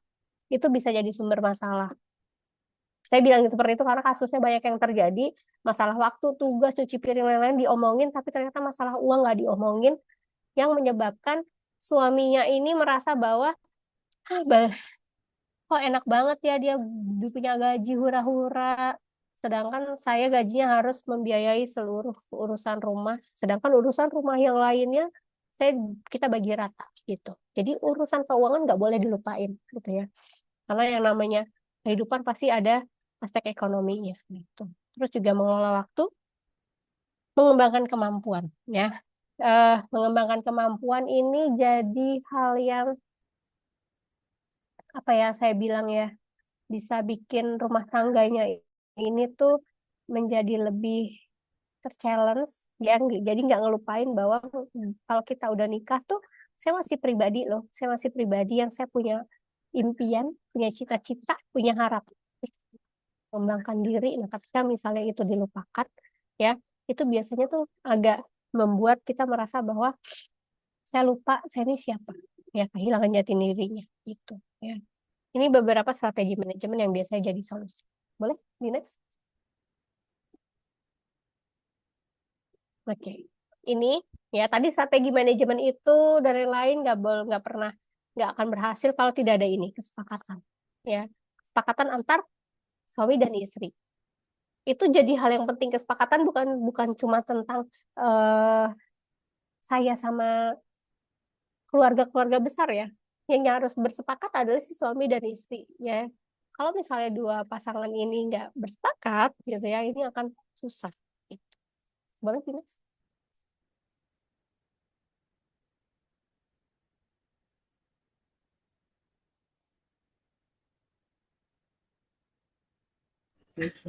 Baik, luar biasa dan sangat menginspirasi. Saya yakin banyak dari kita yang sudah tidak sabar untuk mempraktikkan ilmu yang telah diberikan, evaluasi diri, dan motivasi untuk berubah. Webinar ini menjadi momentum yang tepat bagi kita untuk mengevaluasi diri dan memotivasi diri untuk menjadi lebih baik. Bagi yang sudah menikah, ilmu ini tentu sangat bermanfaat untuk meningkatkan kualitas hubungan. Dan bagi yang belum menikah, semoga webinar ini bisa menjadi bekal untuk mempersiapkan diri dan mendapatkan pasangan yang sesuai. Terima kasih yang sebesar-besarnya kepada Ibu Desi atas materi yang sangat bermanfaat dan menarik. Kami yakin ilmu yang telah dibagikan akan sangat berguna bagi kita semua untuk meningkatkan kualitas diri dan hubungan kita. Mari kita berubah bersama, mari kita semua berkomitmen untuk berubah menjadi lebih baik. Dengan ilmu yang telah kita dapatkan, mari kita praktikkan dalam kehidupan sehari-hari. Saya yakin dengan perubahan kecil yang konsisten, kita bisa mencapai kebahagiaan dan keberkahan dalam hidup kita. Sekarang kita akan memasuki sesi tanya jawab. Bagi peserta yang ingin bertanya, silakan tuliskan pertanyaan di kolom chat atau angkat tangan. Kita Ya, minum dulu. buka sesi ini dengan 3 pertanyaan terlebih dahulu. Ya, yuk yang mau nanya. Ini saya sambil baca komen di chat ya. Nggak punya anak juga jadi konflik, betul. Konflik rumah tangga tuh banyak banget, ya cuma sekedar urusan menikah tuh saya bilangnya menikah tuh kompleks ya. Kompleks karena aspek kehidupan kita tuh bertambah. Saya nggak cuma ngurusin diri saya ngurusin suami saya juga. Suami saya adalah individu yang punya mimpi, harapan, cita-cita, peran sosialnya banyak, punya keluarga, punya lain-lain gitu ya. Itu bisa jadi konflik, betul. Nah, ini yang mau curhat, boleh nggak curhat langsung? Bisa nggak?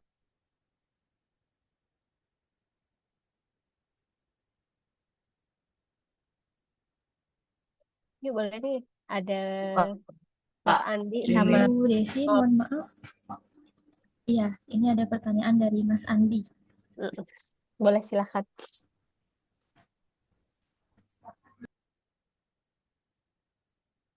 Mas Andi mau open mic gak? Betul, bisa open mic. Biar tahu nih curhatnya apa. Andi, boleh izin open mic?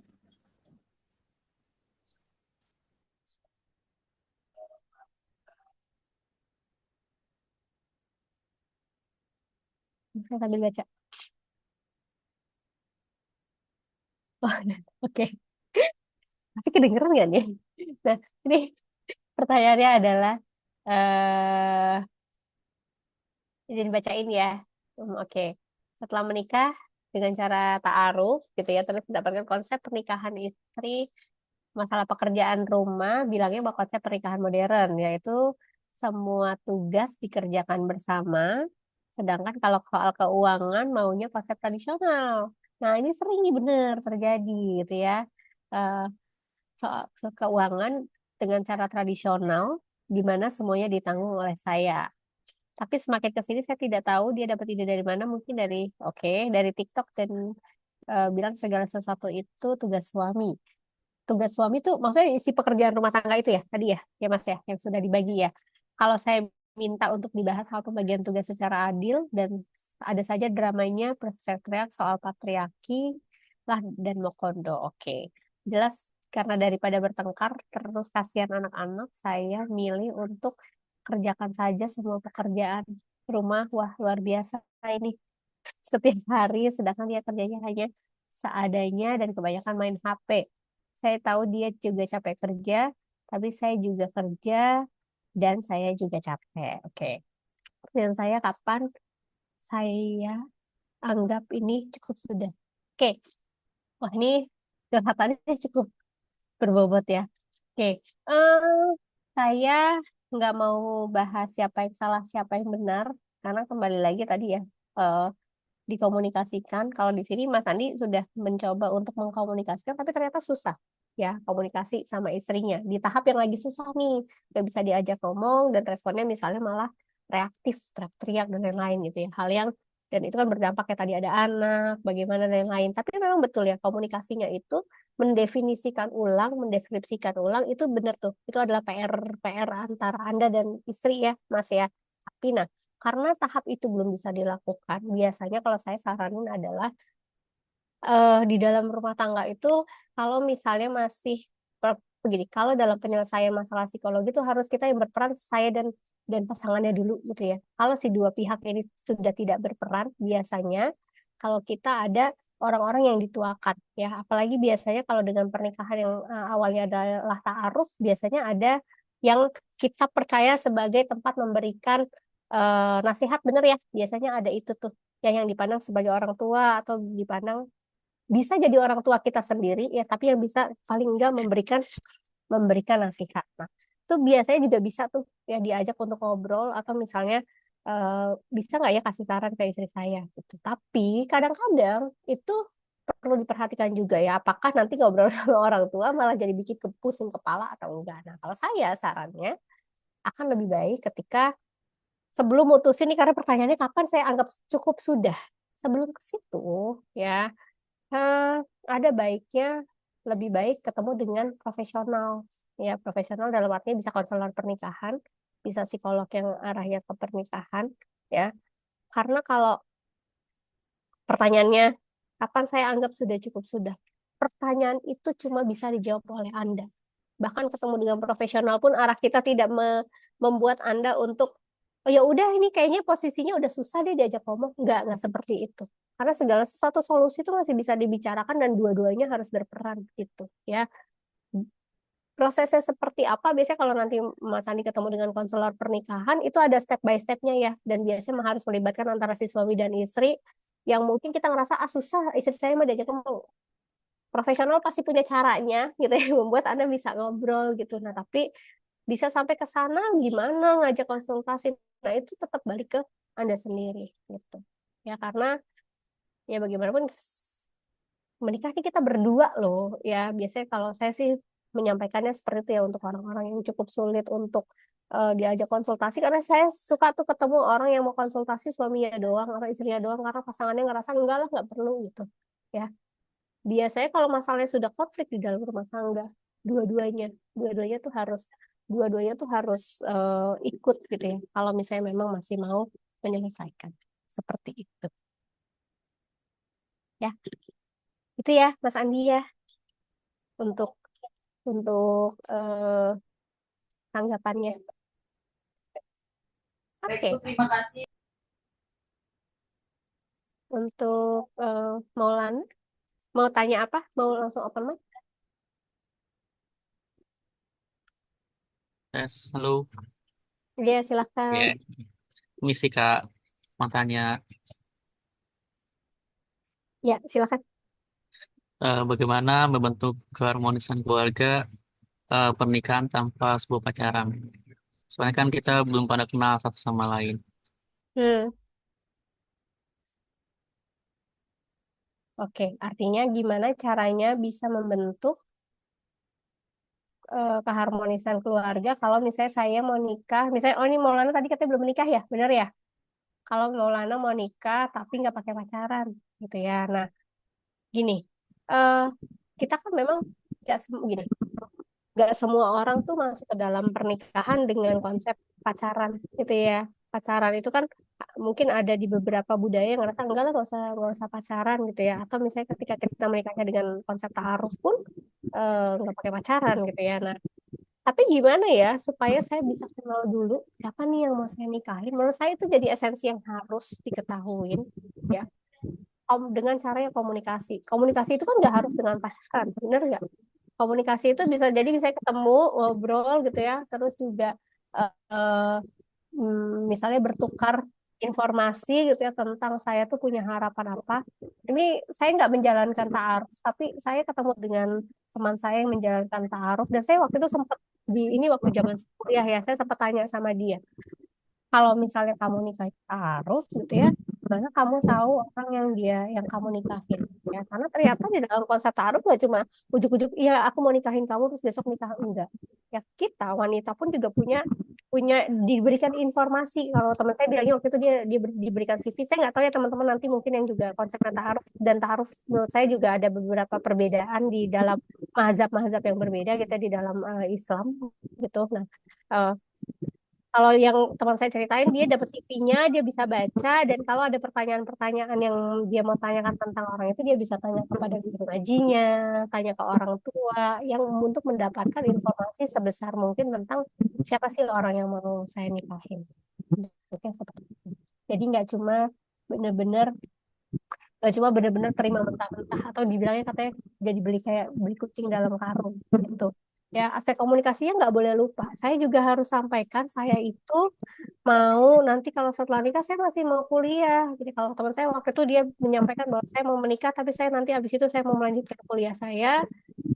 Terus saya mau seperti apa itu pun disampaikan kepada pihak yang menyambungkan gitu. Ya jadi jangan merasa bahwa oh ya udah deh pokoknya terima aja tanpa bisa misalnya saya paham kita paham tentang siapa sih yang mau saya nikahin gitu. Karena kalau bicara harmonis, harmonis itu berat banget Maulana ya. Harmonis tuh naik turun, kondisi yang berubah-ubah sejalan waktu. Kita nggak bisa bilang nikah tuh cuma harmonis, happy, mulu nggak ada ya. Saya nggak pernah sih ketemu orang yang happy mulu all the time. Even kita sebagai manusia pun nggak ada tuh yang happy terus all the time. Kita aja bisa sedih, senang, dan lain-lain gitu ya. Nah, begitu apalagi pernikahan gitu ya. Kalau eh, maunya di kepala kita harmonis itu adalah happy all the time, enggak ya. Harmonis itu adalah yaitu harus mengkomunikasikan gitu. Kalau misalnya saya nggak pacaran, gimana ya caranya saya bisa berkomunikasi, ngasih tahu saya ini punya harapan apa dalam pernikahan ya. Kalau saya mau komitmen sama kamu nih, hal-hal penting apa sih yang jadi nilai saya, boundary saya, budaya saya itu seperti apa, keluarga saya itu bagaimana, harapan saya itu kalau nikah maunya saya pernikahan modern deh, suami saya juga bantuin saya maunya istri saya pokoknya tinggal di rumah gitu. Tadi kayak kalau Mas Maulana nih dia tuh sempat bilang kalau mau nikah, saya maunya istrinya nggak kerja gitu ya, di rumah aja. Nah itu juga harus disampaikan gitu, jangan sampai ternyata eh dapat istri yang ternyata dia punya cita-cita tinggi banget, dia mau ngejar karir itu eh, jadi cukup sulit ya biasanya untuk dibicarakan gitu. Nah, walaupun ya bisa aja sih terjadi perubahan ya. Saya banyak kok ketemu orang yang tadinya mimpinya tinggi banget ya. Misalnya saya punya cita-cita karirnya tinggi sekali, tapi ketika saya punya anak saya ngerasa bahwa enggak deh ternyata cukup deh saya jadi ibu aja. Itu mungkin ya terjadi ya, tapi selalu harus dikomunikasikan, selalu harus disampaikan ke pasangan ya. Karena kalau saya pendem sendiri bisa nggak baca teman-teman apa kepala suami saya ini kepala istri saya ini lagi ngomongin apa sih? Ya, itu mungkin Maulana jawabannya ada yang Mas Maulana ada yang mau Oke, terima disampaikan kasih, lagi? Bu. Ya, ada lagi yang bertanya?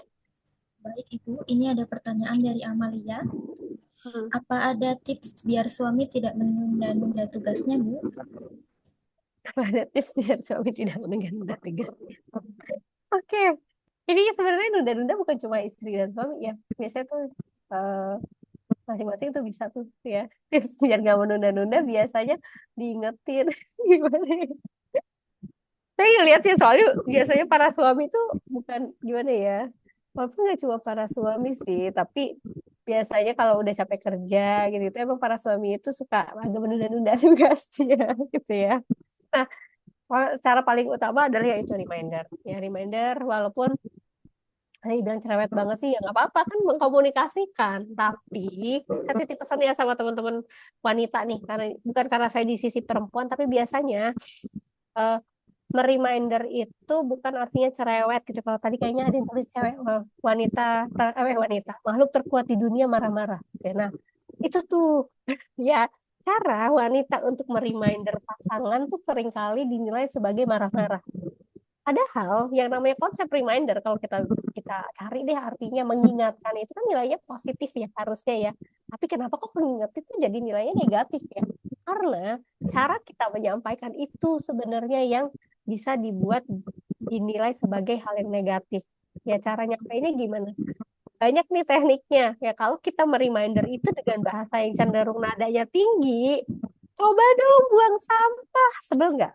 Langsung nggak suaminya marah-marah mulu gitu ya. Berbeda misalnya kita mereminder dengan nada suara yang lebih lemah lembut. Sayang, coba dong buang sampah. Kayaknya sampahnya udah penuh banget. Coba deh kamu cium bau nggak sih gitu ya. Kan itu hal yang oh iya ya, dia bisa lihat lagi sendiri. Atau biasanya kita reminder itu kayak per 1 detik. Buang sampah dong, buang sampah. Sama aja kayak anak-anak ya. Kalau kita reminder terus-terusan kan juga sama. Kalau saya bilang pakai sepatu itu di diri kita sendiri. Kalau suami saya misalnya ingetin saya tiap menit gitu ya, masak dong, masak dong, masak, masak terus diingetin. Saya bisa bilang kamu aja yang masak. Ya, ya. Jadi cara untuk mereminder yang mungkin kita harus lihat nih cocoknya gimana, lihat karakter pasangannya. Tiap orang tuh punya karakternya sendiri-sendiri, ya punya. Suami saya tuh tipe yang gak suka disuruh-suruh terlalu sering gitu. Harus tahu nih caranya nyuruhnya dengan bahasa apa ya gitu. Nah itu biasanya setiap orang harus kenalin itu dulu supaya membuat ngingetin gak nunda-nunda itu bisa lebih mudah. Ya walaupun ya tetap aja pasti ada proses penundaan. Sederhana ini ya, baju kotor gak taruhnya di tempat cucian tuh biasanya, hal-hal yang sesederhana itu gitu ya. Mungkin itu tuh tipsnya Mbak Amalia.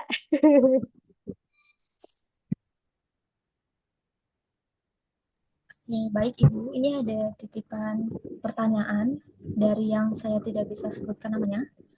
Bagaimana siasati dan menata perasaan bila suami tidak patriarki dan sangat baik, tetapi keluarga suami terutama mertua dan ipar yang perempuan dan sudah menikah itu patriarki sekali. Ini sangat sulit karena saya tinggal dengan mertua dan punya anak kecil. Jadi apa-apa sering dikritik. Kurang lebih seperti itu. Oke. Nah, benar banget tadi ya. Ketika misalnya saya tadi nih yang bertanya menikah dengan orang yang tidak patriarki atau pernikahannya kita udah setuju nih pernikahan kita modern, ada pembagian tugas dan lain gitu ya. Tapi eh, yang menikah ini masih tinggal dengan keluarga, di mana keluarganya ini tadi masih memandang nikah itu adalah harus nilai-nilai tradisional gitu ya, yang patriarki. Nah, ketika berada seperti itu, eh, kalau saya tuh selalu bilang mau gini, memang tantangannya akan lebih berat ketika kita itu sudah menikah tapi masih tinggal dengan orang tua atau dengan siapapun dengan keluarga. Karena mau nggak mau pasti ada ada nilai-nilai yang berbeda tuh dalam mengatur rumah, membagi. Nah, yang harus difokuskan adalah kalau misalnya biasanya sebisa mungkin adalah kalau menurunkan tingkat stresnya apa yang dilakukan? Ya berpisah rumah gitu ya, maksudnya dari keluarga gitu. Ya, itu adalah salah satu caranya. Karena kalau nilai yang berbeda, misalnya suami saya sih nggak apa-apa nyuci piring, tapi orang tuanya, masa kamu cuci piring gitu ya? Itu akan terus terjadi dan saya nggak bisa ngubah orang tuanya. Ya, kita harus pahami bahwa saya tidak punya kontrol untuk merubah orang tua dan lain-lain. Saya bisa berkomunikasi dengan suami saya bisa masih mau ngebantuin saya nyapu dan lain-lain, jagain anak, tapi ibunya belum tentu mau. Ya kalau misalnya ternyata bisa bersolusi, ada kita kayaknya gak apa-apa deh, nggak tinggal bareng orang tua, kontrak aja deh. Gitu. Itu menjadi solusi yang biasanya lebih baik. Ya, karena sumber stresnya nggak bisa kita hilangin tuh ada di situ. Tapi kalau misalnya nggak bisa, Mbak, saya masih harus tinggal sama orang tua. Apapun reasonnya ya, karena banyak banget reasonnya bukan cuma ekonomi ya. Tapi banyak biasanya ada yang karena orang tuanya udah tua, harus ada yang nemenin, lain-lain gitu ya, banyak. Dan tapi itu jadi sumber stres. Ya, saya bilang kuncinya cuma accepting, menerima bahwa orang tuanya punya sudut pandang seperti itu, dan mereka itu adalah orang yang kita tuakan, gitu ya. Nah, ketika misalnya omongan-omongan itu terus masuk, yang bisa dilakukan adalah ya saya sampaikan ke suami, gitu ya, ya, dan ya di gimana ya kalau kita bilang ada emotional healingnya, ya emotional healing, tapi nggak cukup untuk merubah orang tuanya, karena kalau misalnya saya merasa gimana ya saya marah-marah gitu ya, biar orang tuanya dia nih dengerin bahwa kita tuh udah bersetuju, itu susah. Nah karena anaknya adalah si suami, biasanya yang paling bisa ngomongin keluarga kan adalah suaminya ya, jadi harus satu suara nih sama suami, dan biasanya pakai coba kamu yang ngomong dong sama mama, kan kamu yang mau bantuin aku, yang kayak gitu. Walaupun nggak mudah, manusia tuh semakin tua makin susah diubah. Jadi kalau memang dihadapkan dengan itu, ya, ya, ya pahami adalah kita kita coba sampaikan, kita coba jelaskan bahwa ini adalah sistem boundaries yang sudah kita tetapkan nih di dalam rumah tangga kita, tapi orang tua tidak bisa merubah. Ya kita itu bukan kontrolnya ada di kita.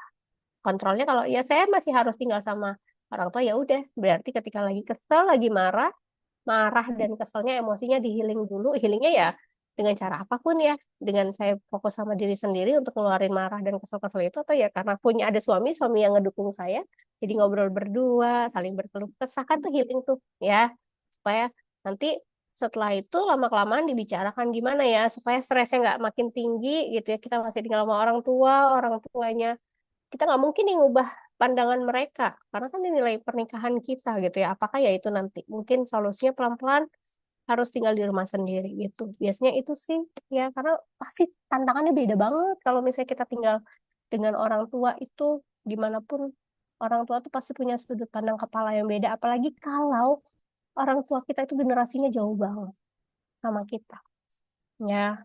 Dan kita nggak bisa maksain, nggak bisa Bu, sekarang mah yang namanya nikah tuh istri nggak harus masak. Susah. Orang tua saya sendiri aja susah mikir gitu ya. Yang namanya ngambilin minum, suami pulang itu istri ya, harusnya nggak bisa tuh suaminya ngambil sendiri ke dapur gitu ya. Susah gitu ya, dan itu harus diaksepsi yang seperti itu gitu. Ya, yang tanya semoga bisa ngasih ini sedikit. Ibu, masih ada pertanyaan lagi dari Kak Fatma. Bagaimana cara mengatasi stigma terhadap perempuan yang memilih menunda atau tidak menikah, sekaligus membangun narasi bahwa kebahagiaan dan kesuksesan hidup tidak selalu bergantung pada pernikahan dan rumah tangga? Oke. Ini untuk sekarang ini saya eh, Mbak Fatma ya, Mbak kan ya, bener ya, Mbak Fatma. Ini saya bilangnya apa ya? Bukan isu ya, fenomena, fenomena yang banyak sekarang, bukan cuma di globally tapi Indonesia, kota-kota besar utamanya gitu ya, banyak yang saya ketemu beberapa orang yang merasa bahwa saya udah nggak mau saya nggak mau nikah deh, bahwa kebahagiaan saya itu bukan dengan menikah. Artinya kan tadi ada pergeseran ya, pergeseran bahwa yang namanya tugas, kalau kita ngomongin manusia, tugas perkembangan psikologinya itu adalah ketika di usia dewasa selain kerja itu adalah menikah ya, terus punya keturunan dan lain-lain. Tapi kita lihat ada perubahan nilai-nilai sosial yang membuat manusia pun juga punya perubahan tentang memandang hidup itu, kayaknya saya bahagia cuma cukup di bahagiain diri saya sendiri deh, nggak dengan menikah gitu ya. Itu fenomena yang nggak bisa kita pungkiri, dan kalau saya di ilmu psikologi itu nggak bisa lihat dari cuma sudut pandang agama, karena sudut pandangnya harus banyak ya. Kita nggak bisa bilang nggak boleh, itu dosa loh, menurut agama tuh harus nikah, menurut ini nggak bisa seperti itu, karena manusia tuh pengalamannya beda-beda. Banyak hal yang membuat mungkin sudut pandangnya ini kenapa dia merasa seperti itu. Nah, sudut pandangnya itu yang dari mana datangnya ya, pengalaman hidupnya. Karena kan kita nggak bisa bilang pengalaman hidup orang enak mulu ya. Ada yang mungkin pernah trauma, ada yang mungkin pernah ngalamin kejadian hal-hal yang tidak menyenangkan sehingga dia punya sudut pandang itu. Itu harus kita pahamin dulu. Kalau misalnya dibilang gimana ngurangin stigma, nggak bisa ngatasin stigma. Stigma itu konsepnya lebih luas lagi. Stigma itu kan isu di masyarakat ya. Kita ngomongnya Indonesia, budaya Indonesia bahwa pernikahan tuh masih masih menjadi satu yang sakral, tuntutan sosial ya, tuntutan yang kalau misalnya kalau Lebaran belum nikah ketemu orang tua pasti pengen tanya kapan nikahnya gitu ya, mana undangannya gitu ya. Pertanyaan tentang kapan abis nikah terus ditanya lagi kapan punya anak, abis punya anak satu kapan punya adik gitu ya, kapan punya cucu, kapan tuh adalah stigma yang nggak bisa kita berhentiin, nggak bisa direm. Sehingga kalau misalnya Fatma, eh, siapapun deh teman-teman di sini yang ngerasa bahwa saya kayaknya memandang nikah tuh bukan jadi tugas atau tanggung jawab saya untuk wajib saya lakukan di dalam kehidupan saya, bukan sesuatu yang saya mau kejar ya. Eh, Pahamin itu sebagai adalah, kalau saya bilang, goals diri sendiri, atau itu adalah hal yang memang saya mau, sehingga ketika ada stigma-stigma yang ada di masyarakat itu tidak menjadi sumber stres saya sendiri gitu, karena stigmanya nggak bisa dirubah gitu ya. Ini saya ketemu dengan beberapa orang yang eh, seperti itu gitu ya, di mana keluarganya merasa bahwa harusnya nikah tuh wajib gitu ya. Nah, kita nggak bisa ngilangin itu, tapi yang bisa dikontrol adalah dirinya sendiri. Dengan stigma yang seperti itu datang, tapi kamu yakin kamu nggak mau nikah, apa yang dilakukan? Ya udah, berarti misalnya ada tante, ada ibu, ada kakek, ada nenek, waktu lebaran ditanya seperti itu, yang kita bisa kontrol adalah bagaimana cara saya menjawab. Ya, nggak usah bisa jawab, saya nggak mau nikah, Bu. Kamu saya mau nikah, orang saya udah nggak mau nikah gitu ya.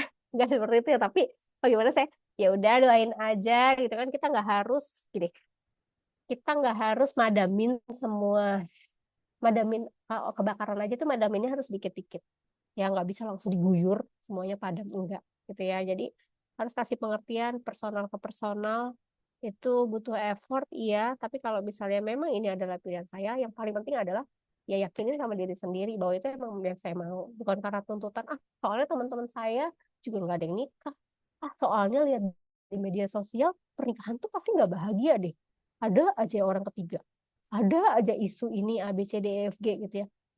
Enggak gitu ya. Jadi mau menikah, mau tidak menikah, mau pernikahannya modern, tidak modern, balik lagi saya inginnya apa ke diri sendiri. Kalau sayanya nggak ajak sama apa yang saya mau, boundariesnya ya teman-teman ya, pagernya saya sendiri ini saya nggak ajak gitu ya, saya nggak tahu. Ya udahlah ikut-ikut aja, ya udah deh nikah-nikah aja, terima-terima aja deh siapapun yang datang, menjalankannya pasti tidak mudah. Beda kalau misalnya kalian tahu saya mau apa, saya mau gimana, boundary saya ada di mana, nilai-nilai saya apa. PR selanjutnya adalah mengkomunikasikan sama pasangan. Karena nikah kan nggak cuma saya, tapi ada orangnya gitu ya. Itu ya, teman-teman ya. Mbak Fatma,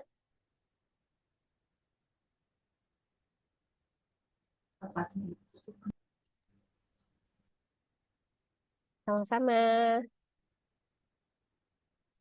Ini masih ada Bu, masih ada pertanyaan? pertanyaan lagi dari Kak Boleh. Ahmad Abdul Wahab. Bagaimana membangun kepercayaan dan keberanian diri kepada yang belum menikah agar segera menikah? Bagaimana membangun kepercayaan? Oke, caranya adalah bukan cuma tentang menikah. Kalau membangun kepercayaan diri, identifikasi dulu apa yang bikin kamu nggak percaya diri. Apa yang bikin Mas Ahmad ini merasa nggak pede kalau saya menikah. Nah, identifikasi dulu yang bikin nggak pede apa. Nanti dari yang sudah diidentifikasi itu bisa kelihatan gimana caranya saya bisa mengatasi hal yang tidak pede ini. Misalnya saya nggak pede karena saya eh, malu cara ngobrol sama cewek itu gimana gitu ya. Malu kenalan tuh gimana. PR-nya berarti saya harus belajar kenalan. Kenalan tuh nggak harus ngajak pacaran ya. Ya, karena biasanya orang tuh kadang-kadang mikir ngajak kenalan tuh pacaran, enggak. Caranya adalah kenalan, ya udah saya bisa nih melatih diri saya supaya saya nggak malu lagi berinteraksi dengan perempuan. Misalnya ikut kegiatan-kegiatan kalian di kampus kan, kegiatan di kampus banyak ya, kerja kelompok, terus juga organisasi, ikut komunitas di mana saya berinteraksi nggak cuma dengan sesama yang jenis kelaminnya, ketemu dengan jenis kelamin yang berbeda. Itu melatih tuh ya. Nanti udah bisa nih, saya nggak canggung lagi kalau kenalan sama perempuan gitu ya, karena teman-teman saya juga di sekitar di komunitas banyak. Nanti pasti akan meningkatkan kepercayaan dirinya tuh ya, untuk oh iya berarti nanti dari situ, oh ini kayaknya ini lucu deh gitu ya, yang ini kayaknya cocok nih sama karakter saya, sama sama yang saya cari kualifikasinya. Nah nanti dilihat lagi gitu ya gimana ya bisa meningkat. Terus apalagi identifikasinya dari situ biasanya kelihatan, karena yang bikin orang nggak percaya diri itu macam-macam ya, nggak cuma sekedar saya nggak pede karena saya belum kerja, enggak, ada kok orang yang nggak pede belum kerja juga pede-pede aja ngelamar orang, banyak ya. Kasus gitu sih ketemu kok banyak gitu ya. Jadi nggak bisa, jangan pukul rata. Eh, Orang tuh nggak pede pasti karena masalah A, B, C, D. Tanya sama diri sendiri, yang harus paling tahu tuh kita dulu. Identifikasi yang bikin saya nggak pede apa, gimana ya caranya, apa yang harus saya lakukan. Kalau saya bilangnya punya journaling, teman-teman pernah dengar ya mungkin ya journaling gitu ya, nulis gitu ya. Tiap kali ada problem, journaling aja. Tulis identifikasi dulu masalahnya apa yang harus saya lakukan gitu ya. Terus diselesainnya, kuncinya satu, sabar sama diri sendiri. Kalau tadi saya bilang saya mau lebih pede, untuk Mas Ahmad mau lebih pede nih untuk bisa segera menikah. Gak bisa, biasanya Mas Ahmad identifikasi ada 5 problem nih yang bikin Mas Ahmad gak pede. 5-5-nya minggu depan udah selesai, nggak bisa. Ya, harus belajar satu persatu, diasah. Karena kalau ngomongin kepercayaan diri itu sifatnya skill. Nggak ada manusia yang lahir dengan kepercayaan diri langsung tinggi. Nggak ada. Ya, itu adalah bagian dari aspek kepribadian kita tuh yang harus diasah, harus dilakukan. Kalau nggak kita asah, nggak kita pelajarin, nggak kita coba-coba gitu ya, nggak akan berkembang gitu. Jadi, oke, saya nggak pede tentang ini, saya harus ini, saya kasih target, jangan saya kasih target ya kalau bikin, kalau mau mengasah sesuatu, targetnya berapa bulan ya? Saya harus sudah punya paling nggak satu kenalan temen cewek baru gitu. Saya udah berani negor, misalnya saya sekelas nih, ada sih teman-teman cewek saya, bahkan saya nggak pernah nanya, apa kabar ke teman-teman saya yang cewek. Saya pokoknya minggu depan udah harus berani negor teman saya yang misalnya cewek, terus apa kabar gitu. Sederhana itu aja ya, mau nggak mau dirinya yang harus ini berlatih gitu ya Mas Ahmad ya, semoga kasih jawabannya. Oke. Baik, kita sudahi sesi tanya jawab untuk hari ini. Kami mengucapkan terima kasih yang sebesar-besarnya kepada Ibu Desi yang telah memberikan jawaban yang sangat menginspirasi dan juga seluruh peserta yang telah berpartisipasi aktif dalam sesi tanya jawab ini. Antusiasme dan pertanyaan menarik yang sudah diajukan sangat kami hargai. Kami berharap jawaban-jawaban yang telah disampaikan pemateri dapat memberikan pencerahan yang bermanfaat serta meningkatkan pemahaman kita bersama mengenai pentingnya pembagian peran domestik yang adil dan setara bagi semua anggota keluarga. Selanjutnya, kami akan melanjutkan acara dengan penyerahan sertifikat kepada pemateri kita yang luar biasa.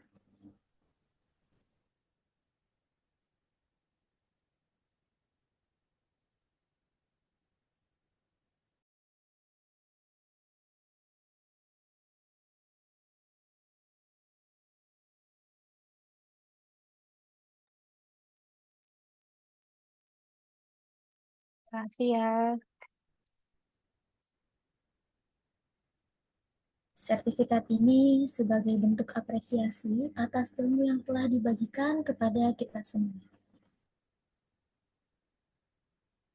Saya mau ngomong satu boleh ya. Makasih juga ya udah diundang sama teman-teman Universitas Teknologi Nusantara. Ini pertama kali kayaknya ketemu sama teman-teman UTN gitu ya. Eh, ya semoga kapan-kapan bisa mampir lagi gitu ya. Karena saya juga ngajar di universitas, jadi tahu gitu biasanya mahasiswa tuh butuh tuh untuk sharing-sharing kayak gini. Ya seneng banget ternyata ada sharing psikologinya juga gitu di Universitas Teknologi Nusantara. Semoga bermanfaat apa yang dibagikan. Mohon maaf kalau misalnya ada kekurangan, ada hal yang kurang menyenangkan gitu ya untuk ilmunya hari ini. Sertifikat telah diserahkan, kini saatnya kita mengabadikan momen acara ini dengan sesi dokumentasi. Mohon kepada semua peserta untuk menyalakan kamera sebentar agar momen ini dapat didokumentasikan dengan baik. Tidak lupa kepada seluruh peserta, jangan lupa untuk mengisi link presensi yang telah dibagikan di kolom komentar. Mari kita mulai acara dokumentasinya.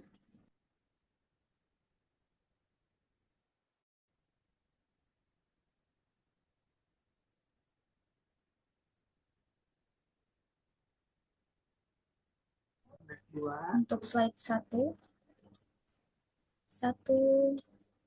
2, 3. Baik, terima kasih untuk slide 2. Slide 2. Ya. 1, 2, 3. Terima kasih untuk slide 2. Kemudian untuk slide 3. 1, 2, 3. Kepada seluruh peserta, jangan lupa untuk mengisi link presensi yang telah dibagikan di kolom komentar.